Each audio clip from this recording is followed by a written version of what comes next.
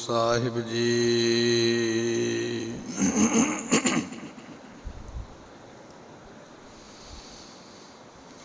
ਸਤਨਾਮ ਵਾਹਿਗੁਰੂ ਜੀ। ਅੰਤ ਨ ਪਾਵਤ ਦੇਵ ਸਭੈ ਮੋਨ, ਇੰਦਰ ਮਹਾਸਿਵ ਜੋਗ ਕਰੇ।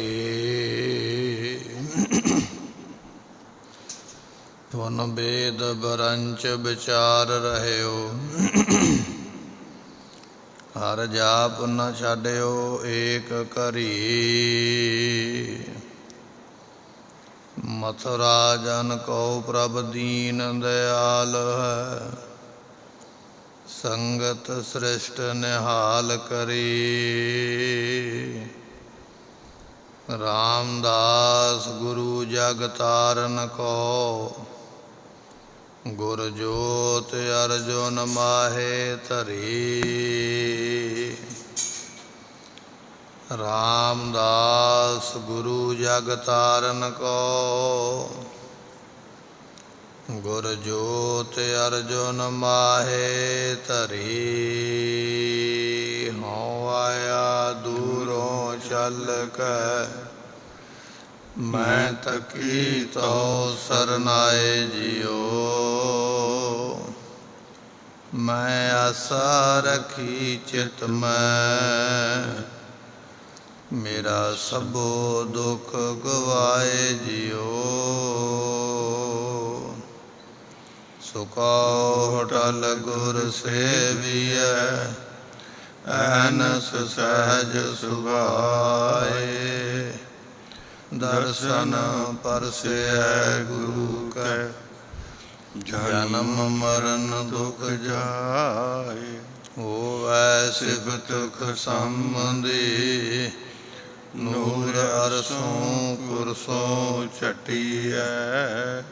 ਤੁਧ ਡਿਠੇ ਸਚੇ ਪਾਤਸ਼ਾਹ, ਮਲ ਜਨਮ ਜਨਮ ਦੀ ਘਟੀਐ। ਤੁਧ ਡਿਠੇ ਸਚੇ ਪਾਤਸ਼ਾਹ, ਮਲ ਜਨਮ ਜਨਮ ਦੀ ਘਟੀਐ।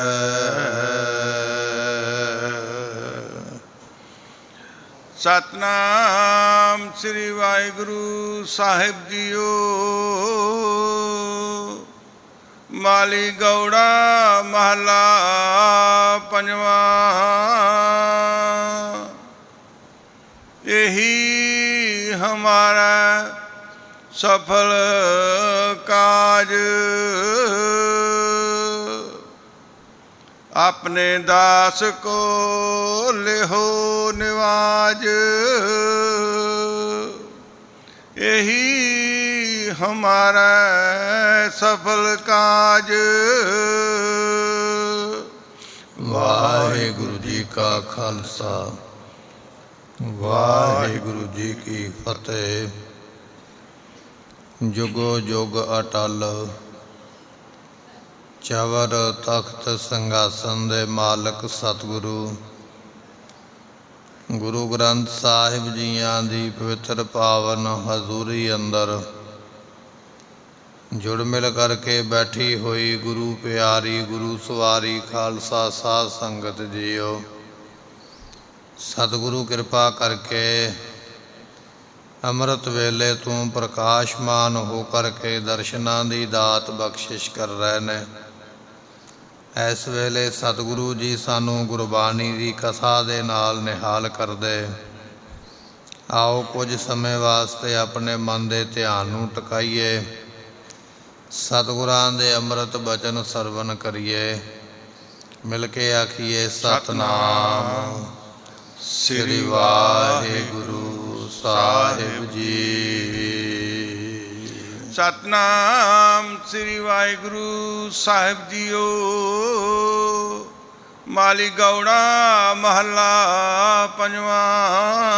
ਮਾਲੀ ਗੌੜਾ ਰਾਗ ਦੇ ਅੰਦਰ ਪੰਚਮ ਪਾਤਸ਼ਾਹ ਧੰਨ ਗੁਰੂ ਅਰਜਨ ਦੇਵ ਮਹਾਰਾਜ ਸਾਹਿਬ ਜੀ ਇਹ ਸ਼ਬਦ ਆਪਾਂ ਨੂੰ ਬਖਸ਼ਿਸ਼ ਕਰ ਰਹੇ ਨੇ। ਸਤਿਗੁਰੂ ਪਾਤਸ਼ਾਹ ਜੀਆਂ ਨੇ 987 ਅੰਗ ਦੇ ਉੱਪਰ ਇਹ ਜੋ ਸ਼ਬਦ ਹੈ ਸੁਭਾਏਮਾਨ ਕੀਤਾ ਹੈ। ਪਾਤਸ਼ਾਹ ਫਰਮਾਉਂਦੇ ਹਨ, ਇਹੀ ਹਮਾਰਾ ਸਫਲ ਕਾਜ। ਸਤਿਗੁਰੂ ਪਾਤਸ਼ਾਹ ਕਹਿਣ ਲੱਗੇ, ਐ ਅਕਾਲ ਪੁਰਖ ਕਿਰਪਾ ਕਰੋ, ਇਹੀ ਹਮਾਰਾ ਸਫਲ ਕਾਜ, ਸਾਡਾ ਇਹ ਕੰਮ ਸਫਲਾ ਹੋ ਜਾਵੇ। ਕਿਹੜਾ ਕੰਮ ਸਫਲਾ ਹੁੰਦਾ ਹੈ ਜਾਂ ਕਿਹੜਾ ਕੰਮ ਸਫਲਾ ਹੋਵੇ? ਫਰਮਾਉਂਦੇ ਹਨ, ਆਪਣੇ ਦਾਸ ਕੋ ਲਿਹੋ ਨਿਵਾਜ।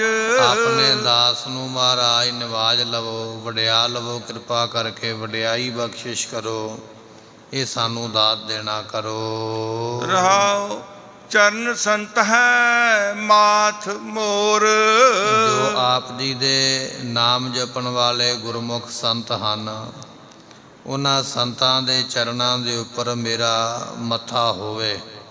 ਸੋ ਪਾਤਸ਼ਾਹ ਜੀ, ਇਹ ਹੈ ਹਮਾਰਾ ਸਫਲ ਕਾਜ, ਇਹ ਸਾਡਾ ਸਫਲਾ ਕੰਮ ਹੋਵੇ।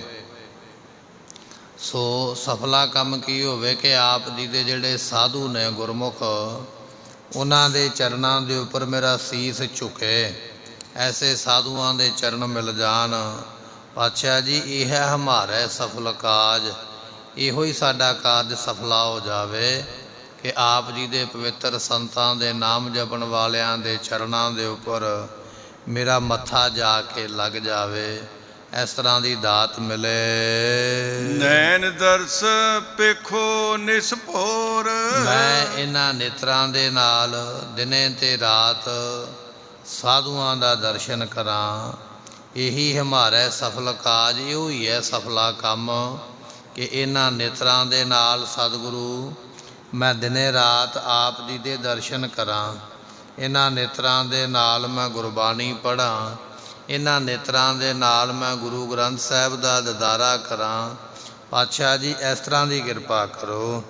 ਨੈਣ ਦਰਸ ਪੇਖੋ ਨਿਸ ਭੋਰ। ਰਾਤ ਦਿਨ, ਦਿਨੇ ਰਾਤ ਜਦੋਂ ਵੀ ਸਮਾਂ ਹੈ, ਉਦੋਂ ਹੀ ਮੈਂ ਆਪ ਜੀ ਦੇ ਦਰਸ਼ਨ ਕਰਕੇ ਸਫਲ ਹੋਣਾ ਕਰਾਂ। ਹਸਤ ਹਮਰੇ ਸੰਤ ਟਹਿਲ। ਜਿਹੜੇ ਸਾਡੇ ਹੱਥ ਨੇ ਮਹਾਰਾਜ, ਇਹ ਆਪ ਜੀ ਦੇ ਸੰਤਾਂ ਦੀ ਟਹਿਲ ਕਰਦੇ ਰਹਿਣ, ਸੇਵਾ ਕਰਦੇ ਰਹਿਣ, ਤਾਂ ਹੀ ਇਹ ਹੱਥ ਸਫਲੇ ਹੋਣਗੇ ਨਾ। ਜੇ ਸੇਵਾ ਕਰਾਂਗੇ, ਜੇ ਸੇਵਾ ਨਹੀਂ ਕੀਤੀ ਹੈ ਤੇ ਫਿਰ ਹੱਥ ਸਫਲੇ ਕਿਵੇਂ ਕਰਾਂਗੇ? ਹੋਣਗੇ ਨਹੀਂ।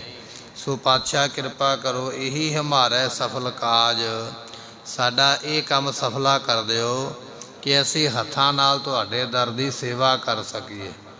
ਗਰੀਬ ਨਵਾਜ ਗੁਰੂ ਗੋਬਿੰਦ ਸਿੰਘ ਮਹਾਰਾਜ ਸਾਹਿਬ ਜੀ ਅਨੰਦਪੁਰ ਸਾਹਿਬ ਦੀ ਧਰਤੀ 'ਤੇ ਜਦੋਂ ਬਿਰਾਜੇ ਹੋਏ ਸਨ, ਤੇ ਸਤਿਗੁਰੂ ਪਾਤਸ਼ਾਹ ਮਹਾਰਾਜ ਜੀ ਨੇ ਆਵਾਜ਼ ਦੇ ਕੇ ਆਖਿਆ, ਕਹਿਣ ਲੱਗੇ, ਹੈ ਕੋਈ ਭਾਈ ਸਿੱਖ ਸਾਨੂੰ ਜਲ ਛਕਾਓ। ਜਦੋਂ ਇਹ ਬਚਨ ਸੁਣਿਆ ਤੇ ਨਾਲ ਦੇ ਜਿਹੜੇ ਕੋਲ ਰਹਿਣ ਵਾਲੇ ਟਹਿਲ ਕਹਿਲ ਕਰਨ ਵਾਲੇ ਸੇਵਾਦਾਰ, ਉਹ ਥੋੜ੍ਹਾ ਇੱਧਰ ਉੱਧਰ ਸਨ, ਉਹਨਾਂ ਨੂੰ ਪਤਾ ਨਹੀਂ ਲੱਗਿਆ ਮਹਾਰਾਜ ਨੇ ਜਲ ਮੰਗਿਆ ਹੈ। ਇੱਕ ਨੌਜਵਾਨ ਲੜਕਾ ਬੜੇ ਅਮੀਰ ਘਰ ਦਾ, ਕੋਈ ਸ਼ਾਹੂਕਾਰ ਦਾ ਪੁੱਤਰ ਹੈ, ਜਦੋਂ ਉਹਦੇ ਕੰਨਾਂ ਵਿੱਚ ਆਵਾਜ਼ ਪਈ ਨਾ ਕਿ ਮਹਾਰਾਜ ਜਲ ਮੰਗਦੇ ਪਏ, ਛੇਤੀ ਦੇ ਨਾਲ ਉੱਠਿਆ, ਜਲ ਦਾ ਗੜਵਾ ਭਰ ਕੇ ਲੈ ਆਇਆ। ਮਹਾਰਾਜ, ਇਹ ਜਲ ਛਕੋ, ਆਪ ਜੀ ਨੇ ਜਲ ਮੰਗਿਆ ਹੈ। ਜਦੋਂ ਮਹਾਰਾਜ ਸਾਹਿਬ ਜੀ ਨੇ ਉਹਦੇ ਹੱਥਾਂ ਵੱਲ ਵੇਖਿਆ, ਹੱਥ ਬੜੇ ਕੋਮਲ ਨੇ, ਬੜੇ ਨਾਜ਼ੁਕ ਨੇ। ਮਹਾਰਾਜ ਜੀ ਨੇ ਸੁਭਾਵਕ ਹੀ ਪੁੱਛਿਆ, ਕਹਿਣ ਲੱਗਿਆ, ਨੌਜਵਾਨ ਲੜਕੇ ਕੀ ਕੰਮ ਕਰਦਾ? ਗੁਰੂ ਘਰੇ ਆਇਆ, ਕੀ ਸੇਵਾ ਕਰਦਾ ਹੈ? ਉਸ ਵੇਲੇ ਨੌਜਵਾਨ ਲੜਕਾ ਕਹਿੰਦਾ, ਮਹਾਰਾਜ ਜੀ, ਤੁਹਾਡੀ ਕਿਰਪਾ ਦੇ ਨਾਲ ਘਰ ਦੇ ਵਿੱਚ ਧਨ ਪਦਾਰਥ ਬਹੁਤ ਹੈ। ਮੇਰਾ ਪਿਤਾ ਇੱਕ ਸ਼ਾਹੂਕਾਰ ਹੈ, ਸਾਡੇ ਘਰ ਵਿੱਚ ਕਿਸੇ ਵਸਤੂ ਦੀ ਕਮੀ ਨਹੀਂ ਹੈ। ਤੇ ਮਹਾਰਾਜ, ਸੇਵਾ ਕਰਨੀ ਤੇ ਦੂਰ ਦੀ ਗੱਲ ਹੈ, ਮੈਂ ਤੇ ਕਦੇ ਭਾਂਡਾ ਇੱਧਰ ਦਾ ਚੁੱਕ ਕੇ ਉੱਧਰ ਤੱਕ ਨਹੀਂ ਕੀਤਾ, ਕਦੇ ਘਰ ਵਿੱਚ ਵੀ ਕੰਮ ਕਰਨ ਦੀ ਲੋੜ ਨਹੀਂ ਪਈ ਹੈ। ਬਥੇਰੇ ਨੌਕਰ ਚਾਕਰ ਸਾਡੇ ਘਰ ਵਿੱਚ ਕੰਮ ਕਰਦੇ ਪਏ, ਇੱਥੇ ਵੀ ਪਿਤਾ ਦੇ ਨਾਲ ਦਰਸ਼ਨ ਕਰਨ ਆਇਆ, ਇੱਥੇ ਵੀ ਕੰਮ ਕਰਨ ਦੀ ਲੋੜ ਨਹੀਂ, ਨੌਕਰ ਚਾਕਰ ਨਾਲ ਹੀ ਆਏ ਕੰਮ ਕਰਨ ਵਾਲੇ, ਮੈਂ ਤੇ ਕਦੇ ਹੱਥੀਂ ਕੰਮ ਕੀਤਾ ਹੀ ਨਹੀਂ ਹੈ। ਜਦੋਂ ਇਹ ਬਚਨ ਮਹਾਰਾਜ ਸਾਹਿਬ ਜੀ ਨੇ ਸੁਣਿਆ, ਮਹਾਰਾਜ ਨੇ ਉਹ ਭਰਿਆ ਹੋਇਆ ਜਲ ਦਾ ਭਾਂਡਾ, ਕਟੋਰਾ ਜਿਹੜਾ ਸੀ ਨਾ, ਗੜਵਾ ਡੋਲ ਦਿੱਤਾ। ਨਾਲ ਹੀ ਬਚਨ ਮੁਖੋਂ ਕਿਹਾ, ਕਹਿਣ ਲੱਗੇ, ਜਲ ਮੁਰਦੇ ਦੇ ਨਾਲ ਛੂ ਗਿਆ ਹੈ, ਇਹ ਅਪਵਿੱਤਰ ਹੋ ਗਿਆ, ਛਕਣ ਦੇ ਯੋਗ ਨਹੀਂ। ਨੌਜਵਾਨ ਲੜਕਾ ਆਖਦਾ, ਮਹਾਰਾਜ, ਮੈਂ ਤੇ ਜਿਉਂਦਾ ਜਾਗਦਾ ਚੰਗਾ ਭਲਾ ਇਨਸਾਨ ਹਾਂ, ਆਪ ਕਹਿੰਦੇ ਪਏ ਵੀ ਮੁਰਦੇ ਨਾਲ ਜਲ ਛੋ ਗਿਆ ਹੈ। ਸਤਿਗੁਰੂ ਪਾਤਸ਼ਾਹ ਕਹਿਣ ਲੱਗੇ ਭਾਈ ਤੂੰ ਸੇਵਾ ਨਹੀਂ ਕੀਤੀ ਹੈ, ਸੇਵਾ ਨਾ ਕਰਨ ਕਰਕੇ ਅਸੀਂ ਇਹ ਬਚਨ ਆਖਿਆ ਹੈ ਕਿ ਇਹ ਜਲ ਦੇ ਨਾਲ ਸੋ ਮੁਰਦੇ ਨਾਲ ਇਹ ਜਲ ਛੂ ਗਿਆ ਹੈ। ਜੇ ਤੂੰ ਆਪਣੇ ਆਪ ਨੂੰ ਸਫਲਾ ਕਰਨਾ ਚਾਹੁੰਦਾ ਹੈ ਤੇ ਫਿਰ ਸੰਗਤ ਵਿੱਚ ਸੇਵਾ ਕਰਿਆ ਕਰ, ਤਾਂ ਇਹ ਤਨ ਸਫਲਾ ਹੋਣਾ ਹੈ। ਮਹਾਰਾਜ ਜੀਆਂ ਦਾ ਫਿਰ ਬਚਨ ਮੰਨ ਕੇ ਸੇਵਾ ਵਿੱਚ ਲੱਗਿਆ। ਪਾਤਸ਼ਾਹ ਕਹਿਣ ਲੱਗੇ ਭਾਈ ਬਚਨ ਇਹ ਹੈ, ਹਸਤ ਹਮਾਰੇ ਸੰਤ ਟਹਿਲ, ਇਹਨਾਂ ਹੱਥਾਂ ਨਾਲ ਮਹਾਰਾਜ ਤੇਰੀ ਸੰਗਤ ਦੀ ਸੇਵਾ ਕਰੀਏ, ਸਾਨੂੰ ਝਾੜੂ ਮਾਰਨ ਦਾ ਅਵਸਰ ਮਿਲ ਜਾਵੇ, ਗੁਰੂ ਘਰ ਅੰਦਰ ਸਾਨੂੰ ਪੋਚਾ ਲਾਉਣ ਦਾ ਸਮਾਂ ਮਿਲ ਜਾਵੇ, ਤੁਹਾਡੇ ਦਰਬਾਰ ਦੇ ਵਿੱਚ ਆ ਕੇ ਪੱਖਾ ਝੱਲਣ ਦੀ ਸੇਵਾ ਮਿਲ ਜਾਵੇ, ਤੁਹਾਡੇ ਸਰੂਪ ਦੇ ਉੱਪਰ ਚੌਰ ਕਰਨ ਦੀ ਸੇਵਾ ਮਿਲ ਜਾਵੇ, ਦਰੀਆਂ ਚਾਦਰਾਂ ਝਾੜ ਕੇ ਧੋ ਕੇ ਵਿਛਾਉਣ ਦੀ ਸੇਵਾ ਮਿਲ ਜਾਵੇ, ਸੰਗਤ ਦੇ ਜੋੜੇ ਸਾਫ਼ ਕਰਨ ਦੀ ਸੇਵਾ ਮਿਲ ਜਾਵੇ। ਇਹ ਸੇਵਾਵਾਂ ਮਹਾਰਾਜ ਸਾਨੂੰ ਮਿਲ ਜਾਣ ਤਾਂ ਕਿ ਸਾਡਾ ਇਹ ਤਨ ਸਫਲਾ ਹੋ ਜਾਵੇ। ਇਹੀ ਹਮਾਰਾ ਸਫਲ ਕਾਜ, ਇਹੋ ਹੀ ਮਹਾਰਾਜ ਸਾਡਾ ਕਾਰਜ ਹੈ। ਜੇ ਸਫਲਾ ਹੋ ਜਾਵੇ, ਹੱਥਾਂ ਨਾਲ ਆਪ ਜੀ ਦੇ ਦਰ ਦੀ ਸੇਵਾ ਕਰ ਸਕੀਏ, ਇਹ ਸਾਡੇ ਤੇ ਕਿਰਪਾ ਕਰੋ। ਪ੍ਰਾਨ ਮਨ ਧਨ ਸੰਤ ਬਹਾ ਬਹਿਲ, ਮਹਾਰਾਜ ਇਹ ਪ੍ਰਾਨ, ਇਹ ਮਨ, ਇਹ ਧਨ ਇਤਿਆਦਿਕ ਸਭ ਕੁਝ ਜੋ ਵੀ ਹੈ, ਬਹਿਲ ਤੋਂ ਭਾਵ ਹੈ ਬਹੁਲਤਾ ਕਰਕੇ ਸੰਤਾਂ ਨੂੰ ਅਰਪਣ ਕਰ ਦਈਏ। ਆਪਣਾ ਪ੍ਰਾਨ ਵੀ ਸਾਧੂਆਂ ਦੇ ਅੱਗੇ ਭੇਟ ਕਰ ਦੇਵਾਂ, ਤਨ ਵੀ ਕਰ ਦੇਵਾਂ, ਮਨ ਵੀ ਕਰ ਦੇਵਾਂ, ਇਹ ਸਭ ਕੁਝ ਸਾਧੂਆਂ ਨੂੰ ਹੀ ਭੇਟ ਕਰ ਦੇਵਾਂ। ਆਪ ਜੀ ਐਸੀ ਕਿਰਪਾ ਕਰੋ। ਤਨ ਮਨ ਧਨ ਸਭ ਸੌਂਪ ਗੁਰ ਕੋ, ਹੁਕਮ ਮੰਨਿਆ ਪਾਈਐ ਐਸੀ ਦਾਤ ਮਿਲ ਜਾਵੇ।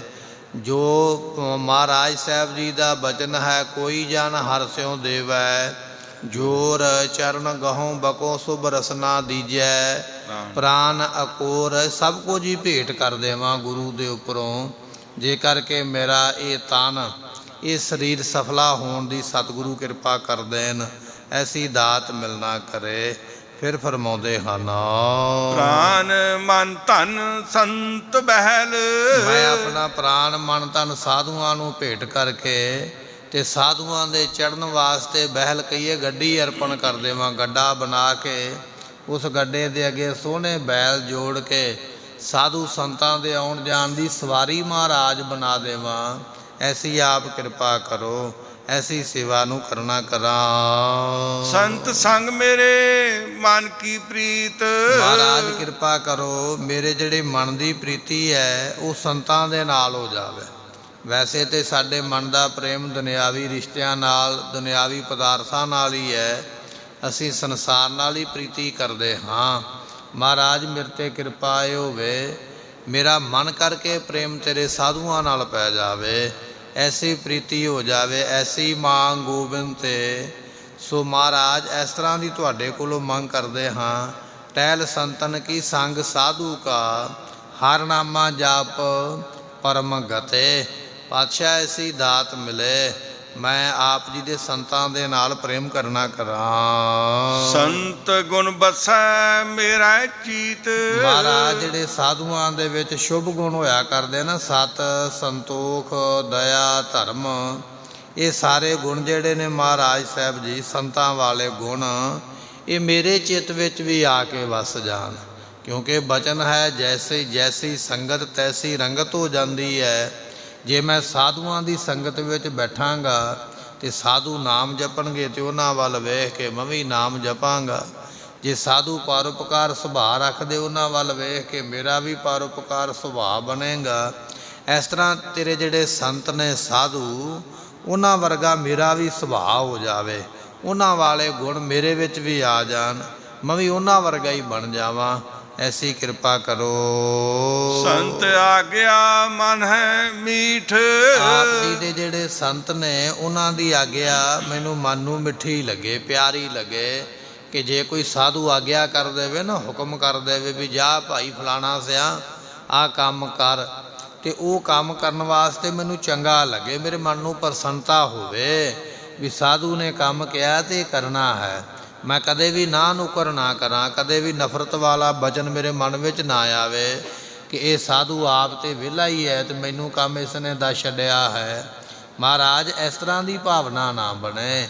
ਜੇ ਕਿਤੇ ਸਾਧੂ ਦੀ ਟਹਿਲ ਕਰਨ ਦਾ ਕਿਤੇ ਸੇਵਾ ਬਣ ਜਾਵੇ, ਮੌਕਾ ਬਣ ਜਾਵੇ, ਤੇ ਉਹਨਾਂ ਦੀ ਆਗਿਆ ਮੈਨੂੰ ਬੜੀ ਮਿੱਠੀ ਲੱਗੇ, ਬੜੀ ਚੰਗੀ ਲੱਗੇ। ਆਗਿਆ ਤੁਮਾਰੀ ਮਿੱਠੀ ਲਾਗੋ, ਕੀਓ ਤੁਹਾਰੋ ਭਾਵੋ।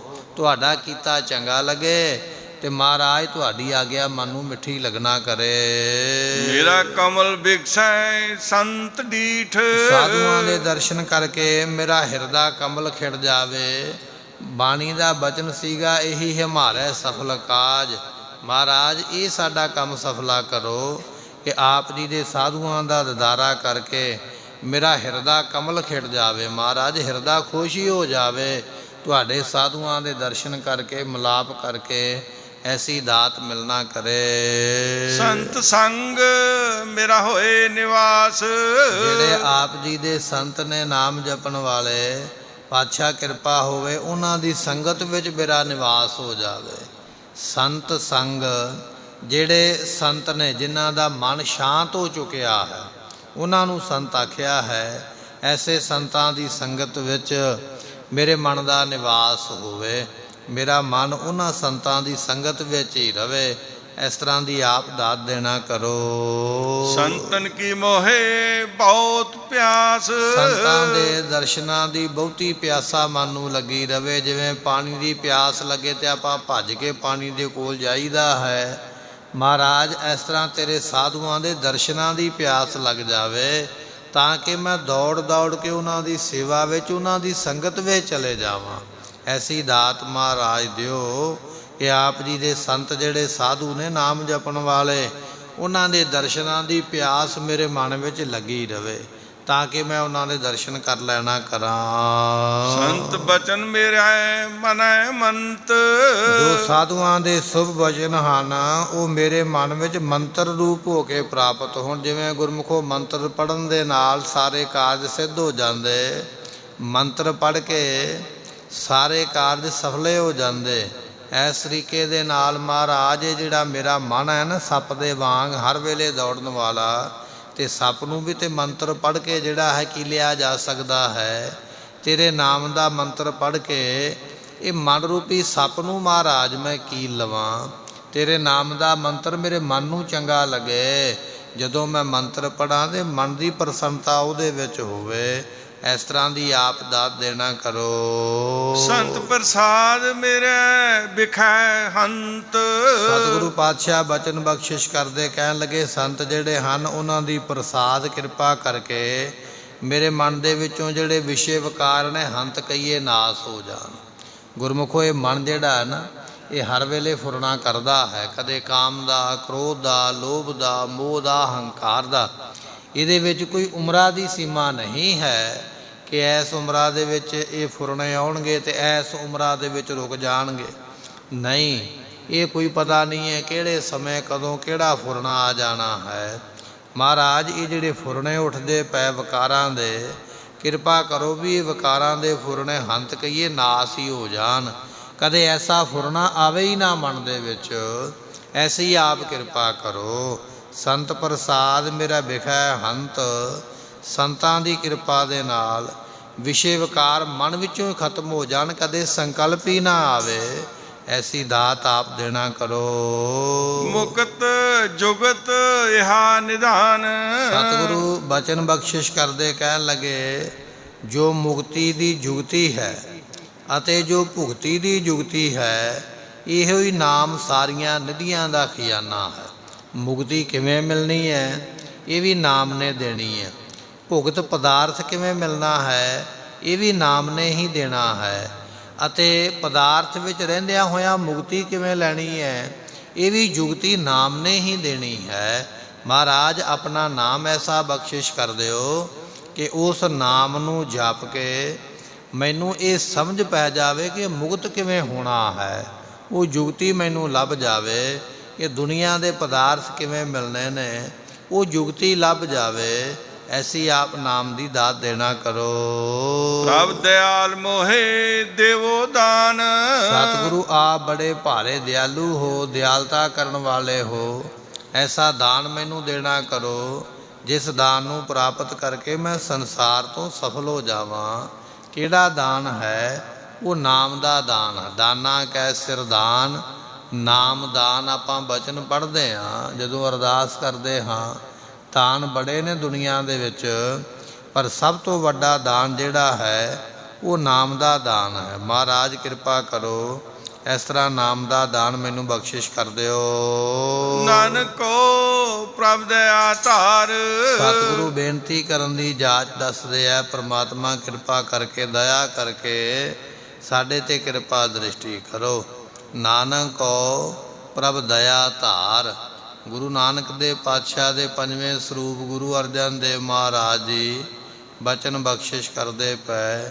ਕਹਿਣ ਲੱਗੇ, ਸਤਿਗੁਰੂ ਕਿਰਪਾ ਕਰੋ, ਸਾਡੇ ਤੇ ਦਇਆ ਕਰਨੀ ਕਰੋ। ਚਰਨ ਸੰਤਨ ਕੇ ਮੇਰਾ ਹਿਰਦੈ ਮਝਾਰ। ਮਹਾਰਾਜ ਆਪ ਜੀ ਦੇ ਜੋ ਸੰਤ ਹਨ, ਉਹਨਾਂ ਦੇ ਚਰਨ ਜਿਹੜੇ ਬੜੇ ਭਾਰੀ ਪਵਿੱਤਰ ਹਨ, ਕਿਉਂਕਿ ਉਹਨਾਂ ਨੇ ਨਾਮ ਜਪਿਆ ਹੈ। ਨਾਮ ਜਪਣ ਵਾਲਿਆਂ ਦੇ ਜਿਹੜੇ ਪਵਿੱਤਰ ਚਰਨ ਹਨ, ਮੇਰੇ ਹਿਰਦੈ ਮਝਾਰ, ਉਹ ਮੇਰੇ ਹਿਰਦੇ ਵਿੱਚ ਵਸ ਜਾਣ, ਐਸੀ ਕਿਰਪਾ ਹੋਵੇ। ਇਹ ਮੈਂ ਅਰਦਾਸ ਕਰਦਾ ਹਾਂ। ਇਹੀ ਹਮਾਰੇ ਸਫਲ ਕਾਜ, ਆਪਣੇ ਦਾਸ ਕੋ ਲਿਹੋ ਨਿਵਾਜ। ਇਹ ਰਹਾਉ ਦੀਆਂ ਪੰਕਤੀਆਂ ਸਨ। ਮਹਾਰਾਜ ਮੇਰੀ ਬੇਨਤੀ ਇਹ ਹੈ ਕਿ ਜਿਹੜੇ ਆਪ ਜੀ ਦੇ ਪਵਿੱਤਰ ਸੰਤ ਨੇ, ਨਾਮ ਜਪਣ ਵਾਲੇ, ਉਹਨਾਂ ਦੇ ਪਵਿੱਤਰ ਚਰਨ ਜੋ ਨੇ ਉਹ ਮੇਰੇ ਹਿਰਦੇ ਵਿੱਚ ਵਸ ਜਾਣ, ਐਸੀ ਆਪ ਕਿਰਪਾ ਕਰਨੀ ਕਰੋ। ਮਾਲੀ ਗੌੜਾ ਮਹੱਲਾ ਪੰਜਵਾ। ਸਭ ਕੈ ਸੰਗੀ ਨਾਹੀ ਦੂਰ। ਸਤਿਗੁਰੂ ਬਚਨ ਬਖਸ਼ਿਸ਼ ਕਰਦੇ, ਕਹਿਣ ਲੱਗੇ, ਭਾਈਓ ਜੋ ਪਰਮਾਤਮਾ ਹੈ ਨਾ, ਉਹ ਸਾਰਿਆਂ ਦਾ ਸੰਗੀ ਹੈ, ਹਰੇਕ ਦੇ ਨਾਲ ਰਹਿਣ ਵਾਲਾ। ਕਈ ਵਾਰੀ ਆਪਾਂ ਇਹ ਗੱਲ ਕਹਿ ਦਿੰਦੇ, ਰੱਬ ਮੇਰੇ ਤੋਂ ਬੜਾ ਦੂਰ ਹੋ ਗਿਆ ਹੈ, ਉਹ ਮੇਰੇ ਦੁੱਖ ਨੂੰ ਵੇਖਦਾ ਹੀ ਨਹੀਂ ਪਿਆ ਹੈ, ਮੈਂ ਕਿੰਨੀ ਬਿਪਤਾ ਵਿੱਚ ਹਾਂ, ਰੱਬ ਮੇਰੀ ਸਹਾਇਤਾ ਹੀ ਨਹੀਂ ਕਰਦਾ ਹੈ।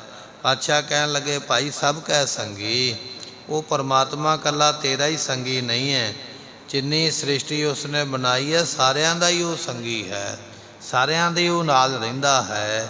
ਪ੍ਰਭ ਸਭ ਕੈ ਸੰਗੀ ਨਾਹੀ ਦੂਰ, ਉਹ ਕਿਸੇ ਤੋਂ ਦੂਰ ਨਹੀਂ ਹੈ। ਬਾਣੀ ਦਾ ਬਚਨ ਹੈ, ਸਦਾ ਅੰਗ ਸੰਗੇ ਅਭੰਗੰ ਬਿਭੂਤੇ। ਉਹ ਸਦਾ ਹੀ ਅੰਗ ਸੰਗ ਹੈ, ਸਦ ਸੁਣਦਾ, ਸਦ ਵੇਖਦਾ, ਐਸਾ ਅੰਗ ਸੰਗ ਹੈ ਕਿ ਕੋਈ ਸਮਾਂ ਹੋ ਸਕਦਾ ਤੇਰੇ ਭੈਣਾਂ ਭਰਾ, ਮਾਤਾ ਪਿਤਾ, ਦੋਸਤ ਮਿੱਤਰ ਤੇਰੇ ਤੋਂ ਦੂਰ ਹੋ ਸਕਦੇ, ਪਰ ਪਰਮਾਤਮਾ ਕਦੇ ਤੇਰੇ ਤੋਂ ਦੂਰ ਨਹੀਂ ਜਾਂਦਾ ਹੈ। ਤਿੱਥੈ ਤੂੰ ਸਮਰੱਥ, ਜਿੱਥੈ ਕੋਏ ਨਾਹੇ, ਉਥੈ ਤੇਰੀ ਰੱਖ ਅਗਨੀ ਉਦਰ ਮਾਹੇ। ਇਹ ਬਾਣੀ ਦੇ ਬਚਨ ਹਨ ਕਿ ਉਹ ਸਦਾ ਹੀ ਤੇਰੇ ਸੰਗ ਹੈ, ਕੋਈ ਇਹੋ ਜਿਹੀ ਜਗ੍ਹਾ ਨਹੀਂ ਜਿੱਥੇ ਉਹ ਨਾਲ ਨਹੀਂ ਹੈ। ਕਰਨ ਕਰਾਵਨ ਹਾਜ਼ਰਾ ਹਜੂਰ। ਉਹ ਪਰਮਾਤਮਾ ਸਭ ਕੁਝ ਕਰਨ ਦੇ ਸਮਰੱਥ ਹੈ। ਕੁਝ ਕੰਮ ਉਹ ਹੁੰਦੇ ਜਿਹੜੇ ਅਸੀਂ ਨਹੀਂ ਕਰ ਸਕਦੇ, ਸਾਡੇ ਮਾਂ-ਬਾਪ ਦੇ ਕੋਲੋਂ ਅਸੀਂ ਕਰਵਾ ਲੈਂਦੇ ਹਾਂ, ਪਰ ਕੁਝ ਕੰਮ ਉਹਨੇ ਮਾਂ-ਬਾਪ ਵੀ ਨਹੀਂ ਕਰ ਸਕਦਾ, ਉਹ ਰਾਜੇ ਮਹਾਰਾਜੇ ਕਰ ਦਿੰਦੇ, ਪਰ ਕੁਝ ਕੰਮ ਉਹ ਵੀ ਨੇ ਰਾਜਿਆਂ ਤੋਂ ਵੀ ਨਹੀਂ ਹੁੰਦੇ, ਉਹਨਾਂ ਨੂੰ ਦੇਵਤਿਆਂ ਦੀ ਸ਼ਰਨ ਵਿੱਚ ਜਾਣਾ ਪੈਂਦਾ ਹੈ, ਪਰ ਕੁਝ ਕੰਮ ਉਹ ਵੀ ਨੇ ਜਿਹੜੇ ਦੇਵਤਿਆਂ ਕੋਲੋਂ ਵੀ ਨਹੀਂ ਹੁੰਦੇ ਹਨ। ਪਰਮਾਤਮਾ ਇੱਕ ਐਸਾ ਹੈ ਜਿਹੜਾ ਸਾਰੇ ਕੰਮਾਂ ਨੂੰ ਕਰਨ ਦੀ ਸਮਰੱਥਾ ਰੱਖਦਾ ਹੈ। ਉਹਨੇ ਕਦੇ ਇਹ ਨਹੀਂ ਕਿਹਾ ਹੈ ਵੀ ਆਹ ਕੰਮ ਮੈਂ ਕਰ ਨਹੀਂ ਸਕਦਾ ਹਾਂ। ਕਰਨ ਕਰਾਵਨ, ਸਾਰਿਆਂ ਕੰਮਾਂ ਨੂੰ ਕਰਨ ਦੇ ਸਮਰੱਥ ਹੈ। ਹਾਜ਼ਰਾ ਹਜੂਰ, ਨੇੜੇ ਤੋਂ ਨੇੜੇ, ਨੇੜੇ ਤੋਂ ਨੇੜੇ, ਸਭ ਤੋਂ ਨੇੜੇ ਪਰਮਾਤਮਾ ਹੈ। ਇਸ ਤਰ੍ਹਾਂ ਦੀ ਉਸ ਦੀ ਦਾਤ ਹੈ। ਰਾਉ ਸੁਨਤ ਜੀਓ ਜਾਸ ਨਾਮ। ਜਿਹੜੇ ਗੁਰਮੁਖ ਨੇ ਉਹਨਾਂ ਦੀ ਅਵਸਥਾ ਕੀ ਹੈ? ਜਦੋਂ ਨਾਮ ਸੁਣਦੇ ਨੇ ਨਾ ਕੰਨਾਂ ਦੇ ਵਿੱਚ, ਕਹਿਣ ਲੱਗੇ ਨਾਮ ਸੁਣ ਕੇ ਸਾਡਾ ਜਿਉਣਾ ਹੁੰਦਾ ਹੈ। ਆਖਾਂ ਜੀਵਾਂ ਵਿਸਰੈ ਮਰ ਜਾਓ। ਜੇ ਕੋਈ ਸਾਡੇ ਕੰਨਾਂ ਵਿੱਚ ਨਾਮ ਦੀ ਗੱਲ ਸੁਣਾ ਦੇਵੇ, ਕਹਿੰਦੇ ਸਾਡਾ ਜਿਉਣਾ ਹੋ ਗਿਆ, ਮਨ ਕਰਕੇ, ਆਤਮਿਕ ਕਰਕੇ ਅਸੀਂ ਜਿਉਂਦੇ ਹੋ ਗਏ। ਐਸੀ ਅਵਸਥਾ ਬਣ ਜਾਂਦੀ ਹੈ। ਮਰਨੰ ਵਿਸਰਨੰ ਗੋਪਾਲੈ, ਜੀਵਨੰ ਹਰਿ ਨਾਮ ਧਿਆਵਨੈ। ਜਿਉਣਾ ਪਰਮਾਤਮਾ ਦਾ ਨਾਮ ਧਿਆਉਣਾ ਹੈ। ਜਿਨ੍ਹਾਂ ਨੇ ਨਾਮ ਧਿਆਇਆ ਭਾਈ ਉਹ ਜਿਉਂਦਿਆਂ ਵਿੱਚ ਨੇ। ਸਤਿਗੁਰੂ ਕਹਿਣ ਲੱਗੇ, ਸੁਣਤ ਜੀਓ ਜਸ ਨਾਮ। ਆਪ ਜੀ ਦਾ ਨਾਮ ਸੁਣ ਕੇ ਮੈਂ ਜਿਉਂਦਾ ਹਾਂ। ਆਪਣੇ ਆਪ ਨੂੰ ਜਿਉਂਦਾ ਮਹਿਸੂਸ ਕਰਦਾ ਜਦੋਂ ਤੁਹਾਡੇ ਨਾਮ ਨੂੰ ਸੁਣਦਾ ਹਾਂ। ਦੁਖ ਬਿਨਸੈ ਸੁਖ ਕੀਓ ਬਿਸਰਾਮ। ਜਿਹੜੇ ਦੁੱਖ ਨੇ ਉਹ ਤੁਹਾਡਾ ਨਾਮ ਸੁਣ ਕੇ ਸਾਰੇ ਨਾਸ ਹੋ ਜਾਂਦੇ। ਸੁਣਿਆ ਦੁਖ ਪਾਪ ਕਾ ਨਾਸ, ਬਾਣੀ ਦਾ ਬਚਨ ਹੈ ਕਿ ਨਾਮ ਸੁਣਨ ਵਾਲਿਆਂ ਦੇ ਸਾਰੇ ਦੁੱਖ ਤੁਸੀਂ ਨਾਸ ਕਰ ਦਿੰਦੇ ਹੋ। ਤੇ ਇਸੇ ਤਰ੍ਹਾਂ ਸੁਖ ਕੀਓ ਵਿਸਰਾਮ, ਨਾਮ ਜਪ ਕੇ ਸੁਖ ਦੇ ਵਿੱਚ ਵਿਸ਼ਰਾਮ ਹੁੰਦਾ ਹੈ, ਸੁਖ ਦੇ ਵਿੱਚ ਟਿਕਾਣਾ ਹੁੰਦਾ ਹੈ। ਐਸੀ ਦਾਤ ਮਿਲਦੀ ਹੈ। ਸਗਲ ਨਿਧ ਹਰ ਹਰ ਹਰੇ। ਉਹ ਜੋ ਹਰੀ ਹੈ ਨਾ, ਉਸ ਹਰੀ ਦਾ ਨਾਮ ਸਗਲ ਨਿਧ ਸਾਰਿਆਂ ਦਾ ਹੀ ਖਜ਼ਾਨਾ ਹੈ। ਪਰਮਾਤਮਾ ਦਾ ਨਾਮ ਜੋ ਹੈ ਉਹ ਸਗਲ ਨਿਧ ਹੈ। ਕੋਈ ਐਸੀ ਵਸਤੂ ਨਹੀਂ ਜਿਹੜੀ ਨਾਮ ਦੇ ਵਿੱਚੋਂ ਨਾ ਮਿਲੇ। ਨਾਮ ਐਸਾ ਹੈ, ਨਾਮ ਮਿਲਣ ਵਾਲੀ ਵਸਤੂ ਵੀ ਨਾਮ ਦੇ ਵਿੱਚੋਂ ਮਿਲ ਜਾਂਦੀ ਹੈ। ਇਹ ਨਾਮ ਦੀ ਮਹਿਮਾ ਹੈ। ਸਗਲ ਨਿਧ ਹਰ ਹਰ ਹਰੇ, ਜੋ ਸਾਰਿਆਂ ਨੂੰ ਹਰੇ ਭਰੇ ਕਰਨ ਵਾਲਾ ਪਰਮੇਸ਼ਰ ਦਾ ਨਾਮ ਹੈ। ਜਿਨ੍ਹਾਂ ਨੇ ਉਸ ਨਾਮ ਨੂੰ ਜਪਿਆ ਹੈ ਸਗਲ ਨਿਧ, ਉਹਨਾਂ ਨੂੰ ਸਾਰੇ ਖਜ਼ਾਨੇ ਪ੍ਰਾਪਤ ਹੋ ਜਾਂਦੇ ਹਨ। ਮੁਨ ਜਨਤਾ ਕੀ ਸੇਵ ਕਰੇ। ਬੜੇ ਬੜੇ ਮੁਨੀ ਜਿਹੜੇ ਮਹਾਤਮਾ ਗੁਰਮੁਖ ਹਨ ਉਹ ਵੀ ਤਿਸ ਨਾਮ ਦੀ ਸੇਵਾ ਕਰਦੇ ਪਏ। ਵੱਡੇ ਵੱਡੇ ਤਪੀਸਰ ਜੋਗੀਸਰ ਜਿਹੜੇ ਨੇ ਇਸੇ ਤਰ੍ਹਾਂ ਉਹਨਾਂ ਨੇ ਨਾਮ ਜਪਿਆ ਹੈ। ਨਾਮ ਜਪਣ ਵਾਲੇ ਰਿਖੀ ਮੁਨੀ ਸਾਧੂ ਸੰਤ ਤਪੀ ਉਹ ਵੀ ਤੇਰੀ ਸੇਵਾ ਕਰਦੇ ਪਏ। ਕਿਵੇਂ ਕਰਦੇ ਪਏ? ਪੂਜਾ ਕੀਚੈ ਨਾਮ ਧਿਆਈਐ, ਬਿਨ ਨਾਵੈ ਪੂਜ ਨਾ ਹੋਏ। ਨਾਮ ਜਪਣਾ ਹੀ ਪੂਜਾ ਕਰਨੀ ਹੈ। ਜਿਨ੍ਹਾਂ ਨੇ ਨਾਮ ਜਪਣ ਰੂਪੀ ਪੂਜਾ ਕੀਤੀ ਹੈ ਐਸੇ ਗੁਰਮੁਖ ਤੇਰੀ ਮਹਿਮਾ ਵਿੱਚ ਲੱਗੇ ਹੋਏ ਹਨ। ਜਾ ਕੇ ਘਰ ਸਗਲੇ ਸਮਾਹੇ। ਮਹਾਰਾਜ ਕਹਿਣ ਲੱਗੇ ਭਾਈ ਉਸ ਪਰਮਾਤਮਾ ਦੇ ਘਰ ਦੇ ਵਿੱਚ ਸਾਰੇ ਹੀ ਪਦਾਰਥ ਨੇ। ਕੋਈ ਇਹੋ ਜਿਹਾ ਪਦਾਰਥ ਹੈ ਨਹੀਂ ਜਿਹੜਾ ਉਹਦੇ ਘਰ ਵਿੱਚ ਨਾ ਸਮਾਰਿਆ ਹੋਵੇ। ਸੋ ਮਹਾਰਾਜ ਜੀਆਂ ਦਾ ਬਚਨ ਹੈ ਸਭ ਨਿਧਾਨ, 10 ਅਸ਼ਟ ਸਿਧਾਨ, ਠਾਕੁਰ ਕਰ ਤਲ ਧਰਿਆ। ਜਾਂ ਨਾਨਕ ਬਲ ਬਲ ਸਦ ਬਲ ਜਾਈਐ, ਤੇਰਾ ਅੰਤ ਨ ਪਾਰਾ ਵਰਿਆ। ਇਹ ਗੁਰਬਾਣੀ ਦਾ ਫਰਮਾਨ ਹੈ ਕਿ ਨਿਧੀਆਂ ਰਿਧੀਆਂ ਸਿੱਧੀਆਂ ਜਿੰਨੇ ਵੀ ਖਜ਼ਾਨੇ ਹਨ ਉਹ ਪਰਮਾਤਮਾ ਆਪਣੇ ਭਗਤਾਂ ਨੂੰ ਦੇਣ ਵਾਸਤੇ ਆਪਣੇ ਹੱਥ ਦੀਆਂ ਤਲੀਆਂ 'ਤੇ ਰੱਖ ਕੇ ਬੈਠਾ ਹੈ। ਪਾਤਸ਼ਾਹ ਕਹਿਣ ਲੱਗੇ ਜਾ ਕੇ ਘਰ, ਜਿਸ ਪਰਮਾਤਮਾ ਦੇ ਘਰ ਦੇ ਵਿੱਚ ਸਗਲੇ ਸਮਾਹੇ ਸਾਰੇ ਪਦਾਰਥ ਸਮਾ ਰਹੇ ਨੇ, ਜਦੋਂ ਮੰਗੀਏ ਉਦੋਂ ਹੀ ਮਿਲ ਜਾਂਦੇ ਹਨ। ਜਿਸ ਤੇ ਬਿਰਥਾ ਕੋਈ ਨਾਹੀਂ। ਪਰਮਾਤਮਾ ਦੇ ਦਰ ਤੋਂ ਕਦੇ ਕੋਈ ਖਾਲੀ ਨਹੀਂ ਜਾਂਦਾ ਹੈ। ਕਈ ਵਾਰੀ ਅਸੀਂ ਸੋਚਦੇ ਹਾਂ ਵੀ ਮੈਂ ਅੱਜ ਗੁਰੂ ਘਰੇ ਮੱਥਾ ਟੇਕਣ ਆਇਆ, ਮੈਂ ਆਹ ਵਸਤੂ ਮੰਗੀ ਹੈ ਮੈਨੂੰ ਮਿਲੀ ਨਹੀਂ, ਮੈਂ ਖਾਲੀ ਚੱਲਿਆ। ਜਿਹੜੀ ਤੂੰ ਮੰਗੀ ਹੈ ਹੋ ਸਕਦਾ ਉਹ ਤੈਨੂੰ ਨਾ ਮਿਲੀ ਹੋਵੇ, ਪਰ ਜੋ ਤੈਨੂੰ ਪਰਮਾਤਮਾ ਦੇ ਕੇ ਤੁਰਦਾ ਪਿਆ ਉਹਦਾ ਤੈਨੂੰ ਅਜੇ ਅਹਿਸਾਸ ਨਹੀਂ, ਤੈਨੂੰ ਪਤਾ ਨਹੀਂ ਵੀ ਉਹਨੇ ਤੇਰੇ 'ਤੇ ਕੀ ਕਿਰਪਾ ਕੀਤੀ ਹੈ। ਉਹਦੇ ਘਰ ਤੋਂ ਖਾਲੀ ਕੋਈ ਨਹੀਂ ਜਾਂਦਾ ਹੈ। ਜਦੋਂ ਵੀ ਕੋਈ ਆਉਂਦਾ ਹੈ ਲੈ ਕੇ ਜਾਂਦਾ, ਪਰ ਲੈ ਕੇ ਉਹ ਜਾਂਦਾ ਜਿਹਨੂੰ ਮੰਗਣ ਦੀ ਜਾਚ ਆ ਗਈ ਹੈ। ਇੱਕ ਬਿਰਧ ਮਾਤਾ ਆਈ ਨਾ ਗੁਰੂ ਹਰਗੋਬਿੰਦ ਪਾਤਸ਼ਾਹ ਜੀਆਂ ਦੇ ਕੋਲ ਆ ਕੇ ਆਖਦੀ ਪਾਤਸ਼ਾਹ ਜੀ ਪੁੱਤਰ ਦੀ ਦਾਤ ਦੇ ਦਿਓ। ਅਤੇ ਸਤਿਗੁਰੂ ਸੁਭਾਵ ਕੀ ਮੁਖੋਂ ਬਚਨ ਆਖਿਆ, ਕਹਿਣ ਲੱਗੇ ਮਾਤਾ ਜੀ ਕਰਮਾਂ ਵਿੱਚ ਹੈ ਨਹੀਂ ਤੇ ਮਿਲ ਕਿਵੇਂ ਸਕਦਾ? ਜੇ ਕਰਮਾਂ 'ਚ ਹੋਵੇ ਦਾਤ ਤਾਂ ਹੀ ਮਿਲਦੀ ਹੈ, ਤੇਰੇ ਕਰਮਾਂ ਵਿੱਚ ਨਹੀਂ ਹੈ। ਵਿਚਾਰੀ ਬੜੀ ਪਰੇਸ਼ਾਨ ਹੋਈ। ਇੱਕ ਬੜੀ ਵੱਡੀ ਆਸ ਸੀ ਵੀ ਗੁਰੂ ਘਰ ਜਾਵਾਂਗੀ ਤੇ ਦਾਤ ਮਿਲੇਗੀ, ਪਰ ਗੁਰੂ ਦਾ ਘਰ ਵੀ ਇਹ ਗੱਲ ਕਹਿੰਦਾ ਵੀ ਕਰਮਾਂ ਵਿੱਚ ਨਹੀਂ ਮਿਲੇਗੀ ਕਿਵੇਂ? ਉਸੇ ਤਰ੍ਹਾਂ ਨੇਤਰ ਭਰ ਗਏ, ਰੋਂਦੀ ਹੋਈ ਵਿਚਾਰੀ ਬਾਹਰ ਨੂੰ ਤੁਰੀ ਜਾਂਦੀ ਹੈ। ਅੱਗੋਂ ਗੁਰੂ ਕੇ ਸਿੱਖ ਮਿਲ ਪਏ, ਪੁੱਛਿਆ, ਕਹਿਣ ਲੱਗੇ ਮਾਤਾ ਬੀਬੀ ਰੋਂਦੀ ਕਿਉਂ ਹੈ? ਇਹ ਤੇ ਘਰ ਐਸਾ ਹੈ ਜੇ ਕੋਈ ਰੋਂਦਾ ਰੋਂਦਾ ਦਰ 'ਤੇ ਆਉਂਦਾ ਹੈ ਇੱਥੋਂ ਦਾਤਾਂ ਲੈ ਕੇ ਸਗੋਂ ਖੁਸ਼ ਹੋ ਕੇ ਜਾਂਦਾ ਹੈ। ਤੂੰ ਜਦੋਂ ਗੁਰੂ ਦਰ 'ਤੇ ਆਈ ਹੈ ਉਦੋਂ ਤੇਰੇ ਪ੍ਰਸੰਨਤਾ ਸੀ, ਤੂੰ ਖੁਸ਼ ਸੀ, ਹੁਣ ਤੂੰ ਰੋਂਦੀ ਹੋਈ ਜਾ ਰਹੀ, ਕਾਰਨ ਕੀ ਹੈ? ਉਸ ਵੇਲੇ ਦੱਸਿਆ ਕਿ ਮੈਂ ਪੁੱਤਰ ਦੀ ਜਾਚਨਾ ਕੀਤੀ ਹੈ, ਮਹਾਰਾਜ ਕਹਿੰਦੇ ਕਰਮਾਂ ਵਿੱਚ ਨਹੀਂ ਹੈ ਤੇ ਮਿਲ ਨਹੀਂ ਸਕਦਾ ਹੈ, ਮੇਰੀ ਤੇ ਆਸ ਟੁੱਟ ਗਈ ਹੈ, ਮੈਂ ਤਾਂ ਰੋਂਦੀ ਪਈ ਹਾਂ।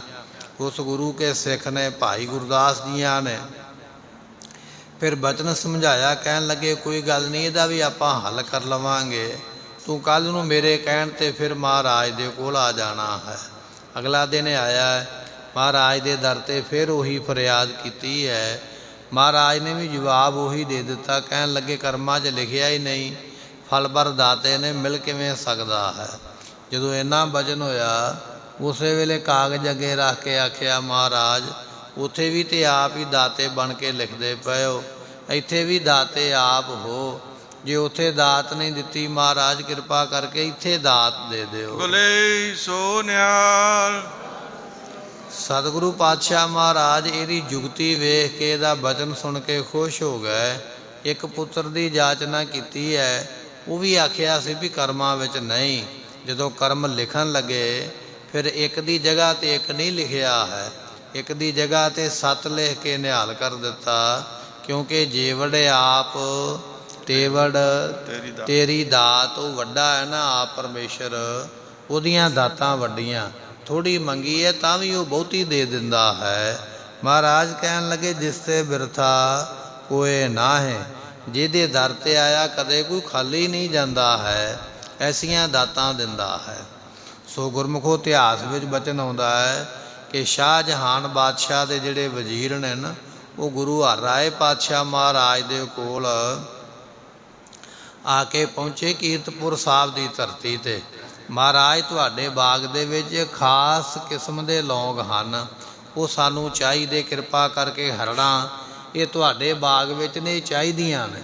ਬਾਦਸ਼ਾਹ ਦਾ ਪੁੱਤਰ ਜਿਹੜਾ ਹੈ, ਗੁਰਮੁਖੋ ਇੱਕ ਸਮਾਂ ਐਸਾ ਬਣਿਆ ਸੀ, ਇਹ ਜੋ ਰੰਗਜੇ ਬਾਦਸ਼ਾਹ ਨਾ, ਬੜਾ ਭਾਰੀ ਦੁਸ਼ਟ, ਇਹਨੇ ਆਪਣੇ ਭਰਾ ਨੂੰ ਮਾਰਨ ਵਾਸਤੇ ਸ਼ੇਰ ਦੀ ਮੁੱਛ ਦਾ ਵਾਲ ਜਿਹੜਾ ਸੀ ਖਾਣੇ ਵਿੱਚ ਪਾ ਕੇ ਤੇ ਆਪਣੇ ਭਰਾ ਨੂੰ ਖਵਾ ਦਿੱਤਾ ਸੀਗਾ। ਤੇ ਉਹ ਵਾਲ ਅੰਦਰ ਚਲੇ ਗਿਆ। ਹੁਣ ਖਾਧਾ ਪੀਤਾ ਲੱਗਦਾ ਕੁਝ ਨਹੀਂ ਹੈ, ਅਤੇ ਨਾ ਹੀ ਉਹਦਾ ਕੋਈ ਇਲਾਜ ਹੈ। ਦਿਨੋਂ ਦਿਨ ਹੀ ਜਿਹੜੀ ਹੈ ਉਹ ਸਰੀਰ ਕਮਜ਼ੋਰ ਹੁੰਦਾ ਜਾਂਦਾ ਹੈ, ਮਰਨ ਕਿਨਾਰੇ ਚਲਾ ਗਿਆ ਬਾਦਸ਼ਾਹ ਦਾ ਪੁੱਤਰ। ਸ਼ਾਹਜਹਾਨ ਜਾਣਦਾ ਹੈ ਵੀ ਇਹ ਔਰੰਗਜ਼ੇਬ ਨੇ ਕੁਝ ਨਾ ਕੁਝ ਇਸ ਨੂੰ ਦਿੱਤਾ ਹੈ। ਉਸ ਵੇਲੇ ਵੈਦਾਂ ਹਕੀਮਾਂ ਦੇ ਕੋਲੋਂ ਪੁੱਛਿਆ ਗਿਆ, ਉਹ ਕਹਿਣ ਲੱਗੇ ਖਾਸ ਕਿਸਮ ਦਾ ਇੱਕ ਲੌਂਗ ਹੋਵੇ, ਹਰੜ ਹੋਵੇ, ਜੇ ਉਹ ਮਿਲ ਜਾਣਗੇ ਤਾਂ ਇਸ ਵਾਲ ਨੂੰ ਗਾਲ ਕੇ ਬਾਹਰ ਕੱਢਿਆ ਜਾ ਸਕਦਾ ਹੈ। ਜਦੋਂ ਪਤਾ ਕੀਤਾ ਤੇ ਪਤਾ ਲੱਗਾ ਵੀ ਕੀਰਤਪੁਰ ਸਾਹਿਬ ਦੀ ਧਰਤੀ 'ਤੇ ਗੁਰੂ ਹਰਿ ਰਾਏ ਪਾਤਸ਼ਾਹ ਮਹਾਰਾਜ ਜੀਆਂ ਨੇ ਬੜਾ ਸੋਹਣਾ ਬਾਗ ਲਵਾਇਆ ਹੈ, ਇਹ ਮਹਾਰਾਜ ਦੇ ਕੋਲੋਂ ਦਾਤ ਮਿਲ ਸਕਦੀ ਹੈ। ਬਾਦਸ਼ਾਹ ਦੇ ਵਜ਼ੀਰ ਜਦੋਂ ਆਏ ਸਤਿਗੁਰਾਂ ਦੇ ਕੋਲ ਲੈਣ ਵਾਸਤੇ, ਕਈਆਂ ਸਿੱਖਾਂ ਨੇ ਆਖਿਆ ਮਹਾਰਾਜ ਨਾ ਕਰ ਦਈਏ, ਆਪਣਾ ਤੇ ਇਸ ਘਰ ਦੇ ਨਾਲ, ਇਹ ਘਰ ਤੇ ਆਪਣੇ ਨਾਲ ਵੈਰ ਕਰਦਾ ਹੈ, ਜਦੋਂ ਹੈ ਨਾ ਆਪਣੇ ਵੈਰੀ ਤਾਂ ਆਪਾਂ ਕਿਉਂ ਦਈਏ। ਵੇਖੋ ਸ਼ਾਹਜਹਾਨ ਬਾਦਸ਼ਾਹ ਨੇ ਤੁਹਾਡੇ ਦਾਦਾ ਸਤਿਗੁਰੂ ਗੁਰੂ ਹਰਗੋਬਿੰਦ ਮਹਾਰਾਜ ਜੀਆਂ ਦੇ ਨਾਲ 4 ਜੰਗ ਕੀਤੇ ਨੇ। ਮਹਾਰਾਜ ਨੂੰ ਅੰਮ੍ਰਿਤਸਰ ਛੱਡਣਾ ਪਿਆ ਇਹਨਾਂ ਦੀ ਜੰਗ ਦੀ ਵਜ੍ਹਾ ਕਰਕੇ। ਪਾਤਸ਼ਾਹ ਜਿਹੜੇ ਘੋੜੇ ਸਨ, ਦਿਲਬਾਗ ਗੁਲਬਾਗ, ਉਹ ਵੀ ਜੰਗ ਦੇ ਵਿੱਚ ਮਾਰੇ ਗਏ। ਇਹਨਾਂ ਨੇ ਦੁੱਖ ਹੀ ਦਿੱਤਾ ਗੁਰੂ ਘਰ ਨੂੰ, ਆਪਾਂ ਕਿਉਂ ਇਹਨਾਂ ਦੀ ਮਦਦ ਕਰਨੀ ਹੈ। ਮਹਾਰਾਜ ਕਹਿਣ ਲੱਗੇ, ਨਹੀਂ ਭਾਈ, ਇਹ ਭਾਵੇਂ ਗੁਰੂ ਘਰ ਨਾਲ ਵੈਰ ਕਰਦੇ ਨੇ, ਪਰ ਇਸ ਵੇਲੇ ਗੁਰੂ ਦੀ ਸ਼ਰਨ ਵਿੱਚ ਆਏ, ਗੁਰੂ ਘਰ ਦੀ ਆਸ ਤੱਕ ਕੇ ਆਏ, ਇਹਨਾਂ ਨੂੰ ਖਾਲੀ ਨਹੀਂ ਮੋੜਨਾ ਹੈ, ਕਿਉਂਕਿ ਸ਼ਰਨ ਵਿੱਚ ਆ ਗਏ ਆਸ ਲੈ ਕੇ। ਪਾਤਸ਼ਾਹ ਨੇ ਉਸ ਵੇਲੇ ਆਖਿਆ, ਕਹਿਣ ਲੱਗੇ ਜਾਓ ਸਾਡੇ ਬਾਗ ਦੇ ਵਿੱਚੋਂ ਉਹ ਤੁਹਾਨੂੰ ਹਰੜ ਅਤੇ ਲੌਂਗ ਵਗੈਰਾ ਮਿਲ ਜਾਣਗੇ ਜੋ ਚਾਹੀਦੇ ਨੇ। ਵਜ਼ੀਰ ਲੈ ਕੇ ਗਏ। ਵੈਦਾਂ ਹਕੀਮਾਂ ਨੇ ਉਹਦੀ ਦਵਾਈ ਬਣਾ ਕੇ ਉਸ ਵੇਲੇ ਸ਼ਾਹਜਹਾਨ ਦੇ ਪੁੱਤਰ ਨੂੰ ਖਵਾਈ ਹੈ ਅਤੇ ਉਸ ਨੂੰ ਬਿਮਾਰੀ ਤੋਂ ਠੀਕ ਕਰ ਦਿੱਤਾ।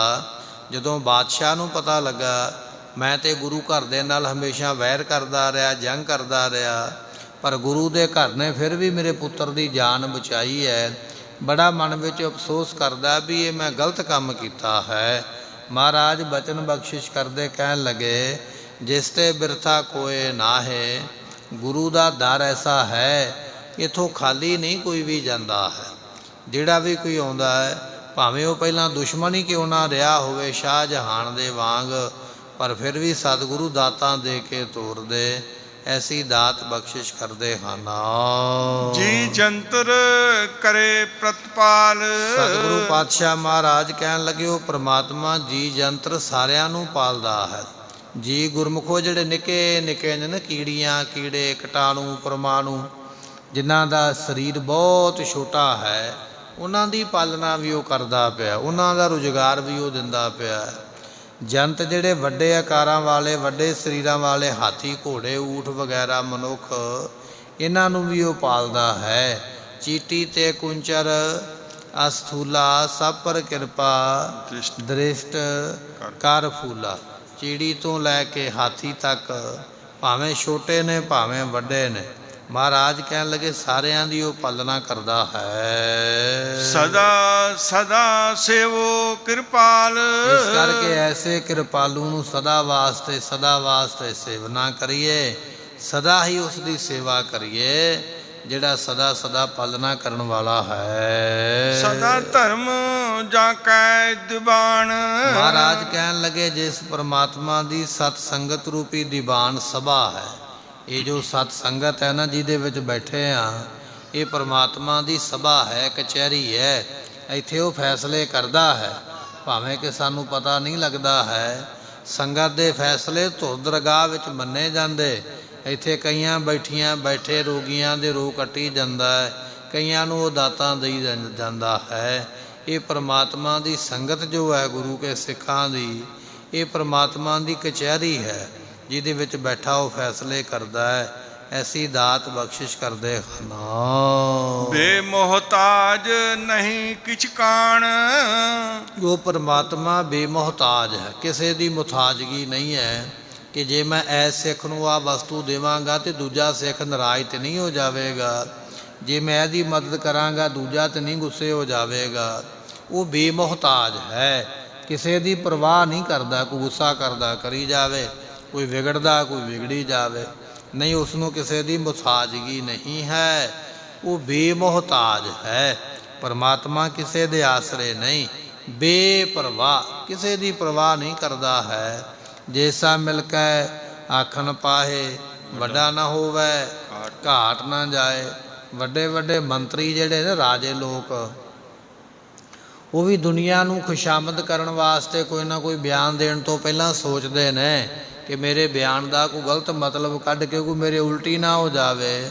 ਤੇ ਜੇ ਕਿਤੇ ਉਲਟ ਹੋ ਜਾਵੇ ਦੁਨੀਆ, ਮੁੜ ਕੇ ਉਹ ਸਪਸ਼ਟੀਕਰਨ ਦਿੰਦੇ ਆ ਕੇ ਕਿ ਮੇਰੇ ਬਿਆਨ ਨੂੰ ਤੋੜਿਆ ਗਿਆ ਹੈ, ਗਲਤ ਪ੍ਰਚਾਰਿਆ ਗਿਆ, ਮੈਂ ਤੇ ਇਹ ਗੱਲ ਕਹੀ ਨਹੀਂ ਹੈ, ਜਾਂ ਜੇ ਮੈਂ ਇਹ ਗੱਲ ਕਹੀ ਹੈ ਤਾਂ ਮੈਂ ਉਹਦੀ ਮਾਫੀ ਮੰਗਦਾ ਹਾਂ। ਕਿਉਂਕਿ ਉਹ ਲੋਕਾਂ ਦੇ ਅਧੀਨ ਨੇ, ਉਹਨਾਂ ਨੂੰ ਲੋਕਾਂ ਦਾ ਡਰ ਹੈ। ਪਰ ਪਰਮਾਤਮਾ ਜਿਹੜਾ ਹੈ ਨਾ, ਉਹ ਬੇਮੋਹਤਾਜ ਹੈ, ਉਹਨੂੰ ਕਿਸੇ ਦੀ ਪਰਵਾਹ ਨਹੀਂ ਕਿ ਸਾਰੀ ਦੁਨੀਆ ਭਾਵੇਂ ਉਹਦਾ ਜੈ ਜੈਕਾਰ ਕਰੀ ਜਾਵੇ ਤਾਂ ਵੀ ਕੋਈ ਗੱਲ ਨਹੀਂ ਹੈ। ਸਾਰੀ ਦੁਨੀਆ ਉਸ ਦੀ ਨਿੰਦਿਆ ਕਰੀ ਜਾਵੇ ਤੇ ਉਹਨੂੰ ਮਾੜਾ ਕਹੀ ਜਾਵੇ ਤਾਂ ਵੀ ਉਹਨੂੰ ਕਿਸੇ ਦੀ ਕੋਈ ਪਰਵਾਹ ਨਹੀਂ ਹੈ। ਉਹ ਬੇਮੋਹਤਾਜ ਹੈ, ਨਾ ਹੀ ਕਿਛ ਕਾਨ। ਫਿਰ ਉਸ ਨੂੰ ਕਿਸੇ ਦੀ ਕਾਨ ਕਨੋੜ ਨਹੀਂ ਹੈ ਕਿ ਫਲਾਣਾ ਕੀ ਕਵੇਗਾ, ਰਿਸ਼ਤੇਦਾਰ ਕੀ ਕਵੇਗਾ, ਕੁੜਮ ਕੀ ਕਹਿਣਗੇ, ਨਾਨਕੇ ਕੀ ਕਹਿਣਗੇ, ਦਾਦਕੇ ਕੀ ਕਹਿਣਗੇ, ਗੁਆਂਢੀ ਕੀ ਕਹਿਣਗੇ। ਨਹੀਂ, ਕਿਸੇ ਦੀ ਕਾਨ ਕਨੋੜ ਨਹੀਂ।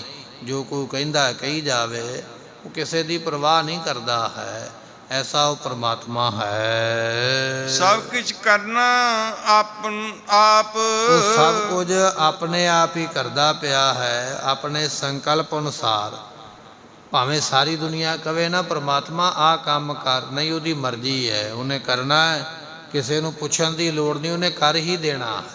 ਜੇ ਉਹਨੇ ਨਹੀਂ ਕਰਨਾ ਹੈ, ਸਾਰੇ ਕਹੀ ਜਾਣ ਵੀ ਹੋਣਾ ਚਾਹੀਦਾ, ਉਹਨੇ ਨਹੀਂ ਕਰਨਾ ਹੈ।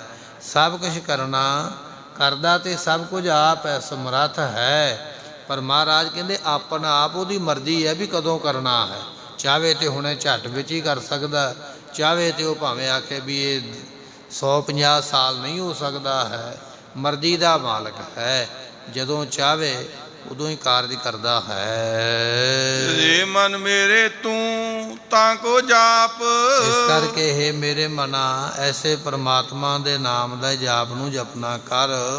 ਉਹਦੇ ਜਾਪ ਨੂੰ, ਜਾਪ ਤੋਂ ਭਾਵ ਹੁੰਦਾ ਗੁਰਮੁਖੋ ਵਾਰ-ਵਾਰ ਇੱਕੇ ਸ਼ਬਦ ਨੂੰ ਜਪਣਾ। ਜਿਵੇਂ ਸ਼ਬਦ ਆ ਗਿਆ ਵਾਹਿਗੁਰੂ, ਹੁਣ ਵਾਹਿਗੁਰੂ ਨੂੰ ਵਾਰ-ਵਾਰ ਕਹਿਣਾ, ਉਹਨੂੰ ਕਹਿੰਦੇ ਜਾਪ ਕੀਤਾ ਹੈ। ਇਸ ਤਰ੍ਹਾਂ ਕਹਿੰਦੇ ਤਾਂ ਕੋ ਜਾਪ, ਉਹਦੇ ਨਾਮ ਨੂੰ ਵਾਰੀ-ਵਾਰੀ ਜਾਪ। ਕਈ ਵਾਰੀ ਸਾਡਾ ਸਵਾਲ ਹੁੰਦਾ ਹੈ ਕਿ ਪਰਮਾਤਮਾ ਨੂੰ ਇੱਕ ਵਾਰੀ ਜਪ ਲਿਆ, ਇੱਕ ਵਾਰੀ ਕਹਿ ਦਿੱਤਾ, ਬਹੁਤ ਹੈ, ਵਾਰ-ਵਾਰ ਕਿਉਂ ਕਹੀਏ? ਉਹ ਕਿਤੇ ਦੁਖੀ ਨਾ ਹੋ ਜਾਵੇ। ਨਹੀਂ, ਜਾਪ ਨਾਮ ਕਹਿਣਾ ਹੀ ਵਾਰ-ਵਾਰ ਹੈ। ਜਾਪ ਤੋਂ ਭਾਵ ਹੈ ਵਾਰ-ਵਾਰ ਕਹਿਣਾ, ਇੱਕੇ ਨਾਮ ਨੂੰ ਵਾਰ-ਵਾਰ ਜਪਣਾ। ਕਈ ਵਾਰੀ ਗੁਰਬਾਣੀ ਦਾ ਪਾਠ ਹੁੰਦਾ ਨਾ, ਸੁਖਮਨੀ ਸਾਹਿਬ ਦਾ ਪਾਠ ਹੋਇਆ, ਜਪਜੀ ਸਾਹਿਬ ਦਾ ਪਾਠ ਹੋਇਆ, ਅਤੇ ਕਈ ਵਾਰ ਕੁਝ ਸਿੱਖ ਇਹ ਗੱਲ ਕਹਿ ਦਿੰਦੇ ਕਿ ਸੁਖਮਨੀ ਸਾਹਿਬ ਦਾ ਜਾਪ ਕੀਤਾ ਹੈ। ਸੁਖਮਨੀ ਸਾਹਿਬ ਦਾ ਜਾਪ ਨਹੀਂ ਹੈ, ਸੁਖਮਨੀ ਸਾਹਿਬ ਦਾ ਪਾਠ ਕੀਤਾ ਕਹਿਣਾ ਚਾਹੀਦਾ, ਕਿਉਂਕਿ ਉਹ ਪਾਠ ਹੈ। ਜਾਪ ਉਹ ਹੈ ਜਿਹੜਾ ਇੱਕ ਸ਼ਬਦ ਨੂੰ ਦੁਬਾਰਾ ਵਾਰ-ਵਾਰ ਕਹਿਣਾ। ਉਹ ਇੱਕੋ ਹੀ ਸ਼ਬਦ ਹੈ ਸਾਡੇ ਕੋਲ, ਵਾਹਿਗੁਰੂ।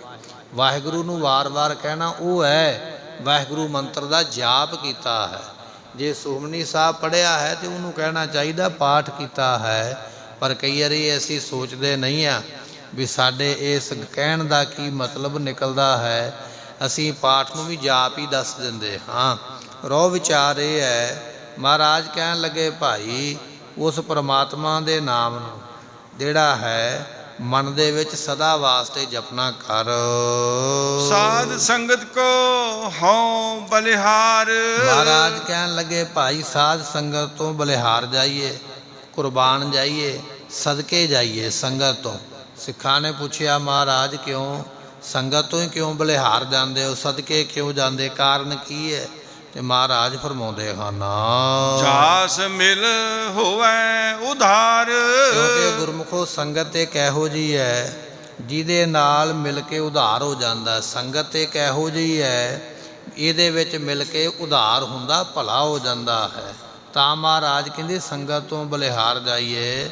ਸੰਗਤ ਵਿੱਚ ਚੱਲ ਕੇ ਜੇ ਚੋਰ ਵੀ ਆ ਗਿਆ ਨਾ, ਸੰਗਤ ਵਿੱਚ ਬੈਠਾ ਹੈ ਅਤੇ ਸੰਗਤ ਨੇ ਉਹਦਾ ਵੀ ਭਲਾ ਕਰ ਦਿੱਤਾ ਹੈ। ਗੁਰੂ ਹਰਿਕ੍ਰਿਸ਼ਨ ਮਹਾਰਾਜ ਸਾਹਿਬ ਜੀ ਕੀਰਤਪੁਰ ਸਾਹਿਬ ਦੀ ਧਰਤੀ 'ਤੇ ਬਿਰਾਜਦੇ ਨੇ। ਬੇਅੰਤ ਸੰਗਤਾਂ ਆਉਂਦੀਆਂ ਦਰਸ਼ਨ ਕਰਨ ਵਾਸਤੇ। ਇਹਨਾਂ ਸੰਗਤਾਂ ਦੇ ਵਿੱਚ ਇੱਕ ਚੋਰ ਕਿਤੇ ਰਸਤੇ ਵਿੱਚੋਂ ਨਾਲ ਜੁੜ ਗਿਆ। ਉਸਨੇ ਸੋਚਿਆ ਕਿਤੇ ਸੰਗਤਾਂ ਬੈਠਣਗੀਆਂ, ਥੋੜ੍ਹਾ ਜਿਹਾ ਢਿੱਲਾ ਪਹਿਰਾ ਵਰਤਣਗੇ, ਇੱਧਰ ਉੱਧਰ ਧਿਆਨ ਹੋਵੇਗਾ ਅਤੇ ਮੈਂ ਕੋਈ ਚੀਜ਼ ਵਸਤੂ ਲੁੱਟਾਂਗਾ। ਪਰ ਸੰਗਤਾਂ ਸਾਵਧਾਨ ਰਹੀਆਂ, ਪੂਰਾ ਪਹਿਰਾ ਰੱਖਿਆ ਅਤੇ ਚੋਰ ਦਾ ਦਾ ਨਹੀਂ ਲੱਗਾ। ਨਾਲ ਹੀ ਤੁਰਿਆ ਆਇਆ। ਚਲਦਿਆਂ ਚਲਦਿਆਂ ਕੀਰਤਪੁਰ ਸਾਹਿਬ ਹੀ ਆ ਕੇ ਪਹੁੰਚ ਗਿਆ। ਹੁਣ ਇੱਥੇ ਦਾ ਲਾਉਣਾ ਚਾਹੁੰਦਾ ਵੀ ਕੋਈ ਵਸਤੂ ਲੁੱਟ ਲਈਏ, ਪਰ ਉੱਥੇ ਵੀ ਵਸਤੂ ਕੋਈ ਨਹੀਂ ਲੁੱਟੀ ਜਾ ਰਹੀ ਹੈ। ਇਸਨੇ ਕੀ ਵੇਖਿਆ ਕਿ ਹੁਣ ਦੀਵਾਨ ਸਜਿਆ ਹੋਇਆ। ਗੁਰੂ ਹਰਿਕ੍ਰਿਸ਼ਨ ਮਹਾਰਾਜ ਦਰਬਾਰ ਵਿੱਚ ਬੈਠੇ ਨੇ, ਸੰਗਤਾਂ ਵੀ ਬੈਠ ਗਈਆਂ, ਦੀਵਾਨ ਦੇ ਵਿੱਚ ਆ ਕੇ ਸੇਵਾਦਾਰ ਵੀ ਬੈਠ ਗਏ। ਇਸਨੇ ਚਾਰ ਚੁਫੇਰੇ ਨਿਗਾਹ ਦੌੜਾਈ ਹੈ ਵੀ ਸਾਰੇ ਅੰਦਰ ਬੈਠੇ, ਹੁਣ ਬਾਹਰ ਕੋਈ ਨਹੀਂ ਹੈ, ਬਾਹਰੋਂ ਹੁਣ ਮੇਰਾ ਦਾ ਲੱਗ ਸਕਦਾ ਹੈ। ਉੱਠ ਕੇ ਬਾਹਰ ਚਲੇ ਗਿਆ। ਜਿਸ ਕਮਰੇ ਵਿੱਚ ਰਸਤਾਂ ਬਸਤਾਂ ਪਈਆਂ ਨਾ, ਧਨ ਪਦਾਰਥ ਪਿਆ ਹੋਇਆ, ਉਹ ਕਮਰੇ ਦਾ ਦਰਵਾਜ਼ਾ ਖੋਲ੍ਹ ਕੇ ਜਦੋਂ ਅੰਦਰ ਵੜਿਆ ਨਾ, ਲੁੱਟਣ ਵਾਸਤੇ ਵੀ ਚੋਰੀ ਕਰਕੇ ਕੁਝ ਲੈ ਜਾਵਾਂ, ਦਰਵਾਜ਼ਾ ਖੋਲ੍ਹ ਕੇ ਅੰਦਰ ਵੜਿਆ। ਕੀ ਵੇਖਦਾ ਪਿਆ? ਸਾਹਮਣੇ ਗੁਰੂ ਹਰਿਕ੍ਰਿਸ਼ਨ ਮਹਾਰਾਜ ਸਾਹਿਬ ਬੈਠੇ ਹੋਏ। ਵੇਖ ਕੇ ਬੜਾ ਹੈਰਾਨ ਹੈ। ਮੈਂ ਤੇ ਮਹਾਰਾਜ ਨੂੰ ਛੱਡ ਕੇ ਵੇਖਿਆ ਦਰਬਾਰ ਦੇ ਵਿੱਚ ਬੈਠੇ ਸਨ, ਹੁਣੇ ਮਹਾਰਾਜ ਇੱਥੇ ਕਮਰੇ ਵਿੱਚ ਬੈਠੇ ਹੋਏ। ਬੜਾ ਲੱਜਤ ਹੋਇਆ। ਜਦੋਂ ਵਾਪਸ ਆਇਆ ਦਰਬਾਰ ਦੇ ਵਿੱਚ ਤੇ ਕੀ ਵੇਖਦਾ ਪਿਆ? ਸਤਿਗੁਰੂ ਫਿਰ ਦਰਬਾਰ ਵਿੱਚ ਬੈਠੇ ਹੋਏ। ਮਨ ਦੇ ਵਿੱਚ ਵਿਚਾਰ ਬੜੀ ਤਰ੍ਹਾਂ ਦੇ ਆਉਂਦੇ ਪਏ, ਇਹ ਕੀ ਬਣਦਾ ਹੈ? ਜਦੋਂ ਕਮਰੇ ਵਿੱਚ ਜਾਂਦਾ ਉਦੋਂ ਉੱਥੇ ਬੈਠੇ ਹੁੰਦੇ, ਜਦੋਂ ਦਰਬਾਰ ਵਿੱਚ ਆਉਂਦਾ ਫਿਰ ਇੱਥੇ ਬੈਠੇ ਹੁੰਦੇ। ਅਜੇ ਸੋਚਦਾ ਹੀ ਪਿਆ, ਮਹਾਰਾਜ ਨੇ ਉੱਚੀ ਸਾਰੀ ਬਚਨ ਸੁਣਾ ਕੇ ਕਹਿ ਦਿੱਤਾ, ਕਹਿੰਦੇ ਚੋਰ ਕੀ ਹਾਮਾ ਭਰੇ ਨਾ ਕੋਏ, ਚੋਰ ਕੀਆ ਚੰਗਾ ਕਿਉਂ ਹੋਏ। ਭਾਈ ਚੋਰੀ ਕਰਨੀ ਚੰਗਾ ਕੰਮ ਨਹੀਂ ਹੈ, ਕਿਉਂਕਿ ਚੋਰ ਦੀ ਹਾਮੀ ਇੱਥੇ ਵੀ ਕੋਈ ਨਹੀਂ ਭਰਦਾ ਹੈ। ਚੋਰ ਫੜਿਆ ਜਾਵੇ ਨਾ ਚੋਰੀ ਕਰਦਾ ਅਤੇ ਉਹਦੇ ਨਾਲ ਦੇ ਜਾਣਦੇ ਪਛਾਣਦੇ ਵੀ ਕਦੇ ਇਹ ਨਹੀਂ ਕਹਿਣਗੇ ਵੀ ਇਹ ਸਾਡਾ ਹੀ ਹੈ। ਕਹਿਣਗੇ ਨਹੀਂ ਪਤਾ ਨਹੀਂ ਕੌਣ ਹੈ, ਮਾਰੋ ਦੋ ਹੋਰ ਇਹਦੇ ਚਪੇੜਾਂ, ਇਸ ਨੇ ਚੋਰੀ ਕੀਤੀ ਹੈ। ਇੱਥੇ ਵੀ ਕੋਈ ਨਹੀਂ ਹਾਮੀ ਭਰਦਾ, ਚੋਰ ਦੇ ਨਾਲ ਖੜਦਾ ਕੋਈ ਨਹੀਂ ਹੈ। ਅਤੇ ਪਰਲੋਕ ਦੇ ਵਿੱਚ ਵੀ ਕਿੰਨੇ ਖੜਨਾ ਹੈ? ਚੋਰ ਕੀ ਹਾਮਾ ਭਰੇ ਨਾ ਕੋਈ, ਹਾਮੀ ਨਹੀਂ ਭਰਦਾ ਕੋਈ ਵੀ, ਕਿਉਂਕਿ ਉਹਨੇ ਕੰਮ ਨਹੀਂ ਚੰਗਾ ਕੀਤਾ ਹੈ। ਜਦੋਂ ਇਹ ਬਚਨ ਮਹਾਰਾਜ ਜੀ ਨੇ ਆਖਿਆ, ਉਸ ਵੇਲੇ ਉਸ ਨੂੰ ਸੁੱਝ ਗਈ ਵੀ ਇਹ ਮਹਾਰਾਜ ਨੇ ਤਾਂ ਮੇਰੇ ਮਨ ਦੀ ਗੱਲ ਜਾਣ ਲਈ ਹੈ, ਮੇਰੀ ਕਰਤੂਤ ਦਾ ਪਤਾ ਲੱਗ ਗਿਆ। ਭੱਜ ਕੇ ਸੰਗਤ ਵਿੱਚੋਂ ਆ ਕੇ ਮਹਾਰਾਜ ਦੇ ਚਰਨ ਫੜ ਲੈ, ਸਤਿਗੁਰੂ ਪਾਤਸ਼ਾਹ ਜੀ ਮਾਫ਼ ਕਰ ਦਿਓ। ਮਹਾਰਾਜ ਸਾਹਿਬ ਜੀਆਂ ਨੇ ਜਿੱਥੇ ਮਾफ़ੀ ਬਖਸ਼ਿਸ਼ ਕੀਤੀ ਹੈ, ਉੱਥੇ ਇਸ ਦਾ ਇਹ ਔਗਣ ਵੀ ਛਡਾਇਆ ਮਹਾਰਾਜ। ਕਹਿੰਦੇ ਭਾਈ ਇਹ ਕੰਮ ਨਹੀਂ ਕਰਨਾ ਹੈ, ਦਸਾਂ ਨਾਵਾਂ ਦੀ ਕਿਰਤ ਕਰਿਆ ਕਰ, ਤੇਰਾ ਭਲਾ ਹੋ ਜਾਏਗਾ। ਇਸ ਤਰ੍ਹਾਂ ਦੀ ਸੰਗਤ ਕਿਰਪਾ ਕਰਦੀ ਹੈ। ਜਿਹੜਾ ਸੰਗਤ ਵਿੱਚ ਚੱਲ ਕੇ ਆ ਜਾਂਦਾ ਹੈ। ਪਾਤਸ਼ਾਹ ਕਹਿਣ ਲੱਗੇ ਜਾਸ ਮਿਲ ਹੋਵੈ ਉਧਾਰ। ਗੁਰੂ ਦੀ ਸੰਗਤ ਐਸੀ ਹੈ, ਇਹ ਸੰਗਤ ਵਿੱਚ ਮਿਲ ਕੇ ਭਾਈ ਉਧਾਰ ਹੁੰਦਾ ਹੈ। ਚੋਰਾਂ ਦੇ ਜੀਵਨ ਬਦਲ ਜਾਂਦੇ, ਡਾਕੂ ਜਿਹੜੇ ਉਹਨਾਂ ਦੇ ਜੀਵਨ ਬਦਲ ਜਾਂਦੇ। ਇਹ ਸੰਗਤ ਐਸੀਆਂ ਦਾਤਾਂ ਦਿੰਦੀ ਹੈ ਕਿ ਇੱਥੇ ਜੀਵਨ ਬਦਲ ਜਾਂਦਾ ਹੈ। ਕਈ ਵਾਰੀ ਸਾਨੂੰ ਨਹੀਂ ਪਤਾ ਲੱਗਦਾ ਹੈ ਵੀ ਸਾਨੂੰ ਦਾਤ ਕੀ ਮਿਲੀ ਹੈ, ਪਰ ਸਮਾਂ ਪਾ ਕੇ ਜਦੋਂ ਸਾਨੂੰ ਸਮਝ ਪੈਂਦੀ ਹੈ ਨਾ, ਫਿਰ ਪਤਾ ਲੱਗਦਾ ਵੀ ਇਹ ਗੁਰੂ ਪਾਤਸ਼ਾਹ ਨੇ ਕਿਰਪਾ ਕੀਤੀ ਹੈ। ਐਸੀ ਦਾਤ ਮਹਾਰਾਜ ਦੇਣ ਵਾਲੇ ਹਨ। ਨਾਮ ਸੰਗ ਮਨ ਤਨ ਹੈ ਰਾਤ। ਮਹਾਰਾਜ ਕਿਰਪਾ ਕਰੋ, ਜਿਹੜਾ ਤੁਹਾਡਾ ਨਾਮ ਹੈ, ਇਸ ਨਾਮ ਦੇ ਨਾਲ ਮੇਰਾ ਮਨ ਤੇ ਤਨ ਇਹ ਹਰ ਵੇਲੇ ਰੰਗਿਆ ਹੀ ਰਵੇ। ਨਾਮ ਸੰਗ ਮਨ ਤਨ ਹੈ ਰਾਤ। ਮੇਰਾ ਮਨ ਤੁਹਾਡੇ ਨਾਮ ਦੇ ਨਾਲ ਦਿਨੇ ਵੀ ਰੰਗਿਆ ਰਵੇ। ਉਠਤ ਬੈਠਤ ਸੋਵਤ ਨਾਮ। ਦਿਨੇ ਵੀ ਤੁਰੇ ਫਿਰਦਿਆਂ ਮੇਰੇ ਮੂੰਹ ਵਿੱਚੋਂ ਵਾਹਿਗੁਰੂ ਨਾ ਕਦੇ ਵਿਸਰੇ। ਜਦੋਂ ਮੈਂ ਰਾਤ ਨੂੰ ਮੰਜੇ 'ਤੇ ਸੌਣ ਲੱਗਾ ਜਾਂ ਸੌਂ ਹੀ ਜਾਵਾਂ, ਸੁੱਤਿਆਂ ਵੀ ਤੁਹਾਡੇ ਨਾਮ ਨੂੰ ਹੀ ਜਪਦਿਆਂ ਜਪਦਿਆਂ ਲੰਮੇ ਪਵਾਂ, ਅਤੇ ਸੁੱਤਿਆਂ ਵੀ ਤੁਹਾਡਾ ਨਾਮ ਵੀ ਮੁਖੋਂ ਨਿਕਲੇ। ਐਸੀ ਕਿਰਪਾ ਕਰੋ। ਨਾਮ ਸੰਗ ਮਨ ਤਨ ਹੈ ਰਾਤ। ਮਹਾਰਾਜ ਜੀ ਕਿਰਪਾ ਕਰੋ ਕਿ ਮੇਰਾ ਜਿਹੜਾ ਮਨ ਹੈ ਉਹ ਤੁਹਾਡੇ ਨਾਮ ਦੇ ਨਾਲ ਦਿਨੇ ਰਾਤ ਰੰਗਿਆ ਹੀ ਰਵੇ। ਸੌਂਦਿਆਂ ਜਾਗਦਿਆਂ ਮੈਂ ਨਾਮ ਨੂੰ ਜਪਨਾ ਕਰਾਂ। ਨਾਨਕੋ ਪ੍ਰਭ ਕਰੀ ਦਾਤ। ਗੁਰੂ ਅਰਜਨ ਦੇਵ ਪਾਤਸ਼ਾਹ ਕਹਿਣ ਲੱਗੇ ਇਹ ਦਾਤ ਮਹਾਰਾਜ ਸਾਨੂੰ ਬਖਸ਼ਿਸ਼ ਕਰ ਦਿਓ, ਕਿਰਪਾ ਕਰ ਦਿਓ ਕਿ ਮੈਨੂੰ ਨਾਮ ਦੀ ਦਾਤ ਦੇਵੋ। ਮਹਾਰਾਜ ਇਹਦੇ ਬਿਨਾਂ ਕੁਝ ਦੁਨੀਆ ਤੋਂ ਜਾਣਾ ਨਹੀਂ ਹੈ। ਅਸੀਂ ਭਾਵੇਂ ਦੁਨੀਆ ਦੇ ਪਦਾਰਥ ਮੰਗ ਲੈਂਦੇ ਹਾਂ, ਕਿਉਂਕਿ ਸੰਸਾਰੀ ਹਾਂ, ਸਾਡੀਆਂ ਲੋੜਾਂ ਨੇ, ਪਰ ਕਦੇ ਵਿਚਾਰ ਕੇ ਵੇਖਣਾ ਚਾਹੀਦਾ ਹੈ ਵੀ ਜੋ ਮੰਗਦੇ ਪਏ ਆ ਉਹ ਮੇਰੇ ਨਾਲ ਨਹੀਂ ਜਾਣਾ, ਇੱਥੇ ਰਹਿ ਜਾਣਾ ਹੈ। ਨਾਲ ਜਾਣਾ ਹੈ ਕੇਵਲ ਜਪਿਆ ਹੋਇਆ ਨਾਮ, ਕੀਤੀ ਹੋਈ ਬੰਦਗੀ। ਦੁਨੀਆ ਵਿੱਚ ਕੁਝ ਵੀ ਮੰਗ ਕੇ ਪਦਾਰਥ ਤੁਸੀਂ ਰੱਖ ਲਵੋ ਆਪਣੇ ਕੋਲ, ਉਹ ਪਦਾਰਥ ਦੀ ਘਰ ਵਿੱਚ ਵੰਡੀ ਪੈ ਜਾਣੀ ਹੈ, ਭਰਾਵਾਂ ਵਿੱਚ ਵੰਡਿਆ ਜਾਵੇਗਾ ਵੀ ਲਿਆ ਇੰਨੀਆਂ ਵਸਤੂਆਂ ਨੇ ਵੰਡੀਆਂ ਜਾਣਗੀਆਂ। ਘਰ ਦੇ ਵਿੱਚ ਆਈ ਵਸਤੂ ਵੰਡੀ ਜਾਂਦੀ ਹੈ। ਇੱਕ ਨਾਮ ਐਸਾ ਹੈ, ਜੇ ਤੁਸੀਂ ਜਪਜੀ ਸਾਹਿਬ ਦਾ ਪਾਠ ਕੀਤਾ ਨਾ, ਸੁਖਮਨੀ ਸਾਹਿਬ ਦਾ ਪਾਠ ਕੀਤਾ, ਜਾਂ ਸੰਗਤ ਵਿੱਚ ਇੱਥੇ 1 ਘੰਟਾ ਬੈਠ ਕੇ ਗਏ ਹੋ, ਤੁਸੀਂ ਘਰ ਚਲੇ ਗਏ ਹੋ, ਅਤੇ ਘਰ ਦਾ ਕੋਈ ਮੈਂਬਰ ਤੁਹਾਨੂੰ ਇਹ ਨਹੀਂ ਕਹਿ ਸਕਦਾ ਹੈ ਕਿ ਤੂੰ 1 ਘੰਟਾ ਕਥਾ ਸੁਣ ਕੇ ਆਇਆ ਜਾਂ ਕੀਰਤਨ ਸੁਣ ਕੇ ਆਇਆ, ਲਿਆ ਅੱਧਾ ਘੰਟਾ ਵਿੱਚੋਂ ਸਾਡਾ ਬਣਦਾ ਹੈ, ਸਾਨੂੰ ਵੱਢ ਕੇ ਵਿੱਚੋਂ ਦੇ ਦੇ। ਨਹੀਂ, ਮੰਗ ਹੀ ਨਹੀਂ ਸਕਦਾ, ਨਾ ਕੋਈ ਦੇ ਸਕਦਾ ਹੈ। ਜਪਜੀ ਸਾਹਿਬ ਦਾ ਪਾਠ ਕਰਿਆ, ਸੁਖਮਨੀ ਸਾਹਿਬ ਪੜ੍ਹਿਆ ਹੈ, ਕੋਈ ਤੁਹਾਨੂੰ ਇਹ ਨਹੀਂ ਕਹਿ ਸਕਦਾ ਵੀ ਲਿਆ ਦੇ ਪਾਠ ਦਾ ਫਲ ਸਾਨੂੰ ਦੇ ਦੇ। ਨਹੀਂ, ਇਹ ਤੁਹਾਡੀ ਕਮਾਈ ਤੁਹਾਡੇ ਕੋਲ ਹੀ ਰਹਿਣੀ ਹੈ। ਭਾਵੇਂ ਉਹ ਬੀਬੀ ਹੈ, ਭਾਵੇਂ ਸਿੰਘ ਹੈ, ਜਿਹੜਾ ਸੰਗਤ ਵਿੱਚ ਆ ਕੇ ਬੈਠਾ ਹੈ, ਜਿਹਨੇ ਨਾਮ ਜਪਿਆ ਉਹਦਾ ਫਲ ਉਹਦੇ ਕੋਲ ਹੀ ਰਹਿਣਾ ਹੈ। ਪਤੀ ਪਤਨੀ ਵੀ ਨਹੀਂ ਵੰਡਾ ਸਕਦੇ ਇੱਕ ਦੂਜੇ ਦੇ ਕੋਲੋਂ। ਇਹ ਸੰਗਤ ਦਾ ਜਿਹੜਾ ਫਲ ਹੈ, ਬਾਣੀ ਦਾ ਪੜ੍ਹਿਆ ਜਪਿਆ ਨਾਮ ਜਿਹੜਾ ਹੈ, ਉਹਦਾ ਫਲ ਵੀ ਨਹੀਂ ਕੋਈ ਵੰਡਾ ਸਕਦਾ ਹੈ। ਇਹ ਦੁਨੀਆਦਾਰੂ ਦੀਆਂ ਵਸਤੂਆਂ ਵੰਡਾਈਆਂ ਜਾ ਸਕਦੀਆਂ ਕਿ ਤੇਰੇ ਕੋਲ ਇੰਨਾ ਸੋਨਾ ਚਾਂਦੀ ਹੈ, ਇੰਨਾ ਪੈਸਾ ਹੈ, ਇੰਨੇ ਭਾਂਡੇ ਨੇ, ਇੰਨੇ ਕੱਪੜੇ ਨੇ, ਲਿਆ ਇਹਦੇ ਵਿੱਚੋਂ ਅੱਧ ਵੰਡਣਾ ਹੈ, ਪਰ ਨਾਮ ਦੇ ਵਿੱਚੋਂ ਕੋਈ ਅੱਧ ਨਹੀਂ ਵੰਡਾ ਸਕਦਾ। ਜਦੋਂ ਅਸੀਂ ਮੰਗਦੇ ਹਾਂ, ਅਸੀਂ ਦੁਨੀਆ ਦੀ ਵਸਤੂ ਮੰਗਦੇ ਹਾਂ ਕਿ ਦੁਨੀਆ ਦਾ ਪਦਾਰਥ ਮਿਲੇ। ਇੱਕ ਤਾਂ ਦੁਨੀਆ ਦਾ ਪਦਾਰਥ ਨਾਲ ਨਹੀਂ ਜਾਣਾ, ਦੂਜੀ ਗੱਲ ਹੈ ਵੀ ਦੁਨੀਆ ਵਿੱਚ ਵੰਡਿਆ ਜਾਣਾ ਹੈ। ਮੰਗਣਾ ਹੈ ਤੇ ਨਾਮ ਮੰਗਿਆ ਕਰੋ, ਜਿਹੜਾ ਨਾਮ ਕੋਈ ਵੰਡਾ ਹੀ ਨਹੀਂ ਸਕਦਾ ਹੈ। ਅਤੇ ਦੂਜੀ ਗੱਲ ਇਹ ਹੈ ਵੀ ਨਾਮ ਨੇ ਨਾਲ ਜਾਣਾ ਹੈ। ਮਹਾਰਾਜ ਜੀਆਂ ਦਾ ਬਚਨ ਜਹੈ ਭਿਆਨ ਦੂਤ ਜਮ ਦਲੈ, ਤਹੈ ਹਰ ਨਾਮ ਸੰਗ ਤੇਰੇ ਚੱਲੈ। ਬਾਣੀ ਦਾ ਬਚਨ ਹੈ ਕਿ ਪਰਮਾਤਮਾ ਦਾ ਨਾਮ ਤੇਰੇ ਨਾਲ ਜਾਂਦਾ ਜਿੱਥੇ ਤੂੰ ਜਾਣਾ ਹੈ। ਮਹਾਰਾਜ ਕਹਿਣ ਲੱਗੇ ਭਾਈ ਨਾਨਕ ਕੋ ਪ੍ਰਭ ਕਰੀ ਦਾਤ। ਮੇਰੀ ਅਰਦਾਸ ਇਹ ਹੈ ਸਤਿਗੁਰੂ ਕਿ ਮੈਨੂੰ ਨਾਮ ਦੀ ਦਾਤ ਦਿਓ, ਮੈਨੂੰ ਹੋਰ ਕੁਝ ਨਹੀਂ ਚਾਹੀਦਾ ਹੈ, ਕਿਉਂਕਿ ਲੋਕ ਅਤੇ ਪਰਲੋਕ ਦੇ ਵਿੱਚ ਨਾਮ ਹੀ ਨਾਲ ਜਾਣਾ ਹੈ। ਮੈਂ ਬਾਣੀ ਪੜ੍ਹਾਂ, ਮੈਂ ਵਾਹਿਗੁਰੂ ਮੰਤਰ ਜਪਾਂ, ਇਹ ਮੇਰੇ 'ਤੇ ਕਿਰਪਾ ਕਰੋ। ਇਹ ਗੁਰੂ ਅਰਜਨ ਦੇਵ ਪਾਤਸ਼ਾਹ ਮਹਾਰਾਜ ਸਾਹਿਬ ਜੀਆਂ ਨੇ ਸਾਨੂੰ ਉਪਦੇਸ਼ ਦੇ ਕੇ ਅੰਮ੍ਰਿਤ ਵੇਲੇ ਇਹਨਾਂ ਬਚਨਾਂ ਦੇ ਨਾਲ ਨਿਹਾਲ ਕੀਤਾ ਹੈ। ਸਮੇਂ ਦੀ ਸਮਾਪਤੀ, ਭੁੱਲਾਂ ਦੀ ਮੁਆਫੀ।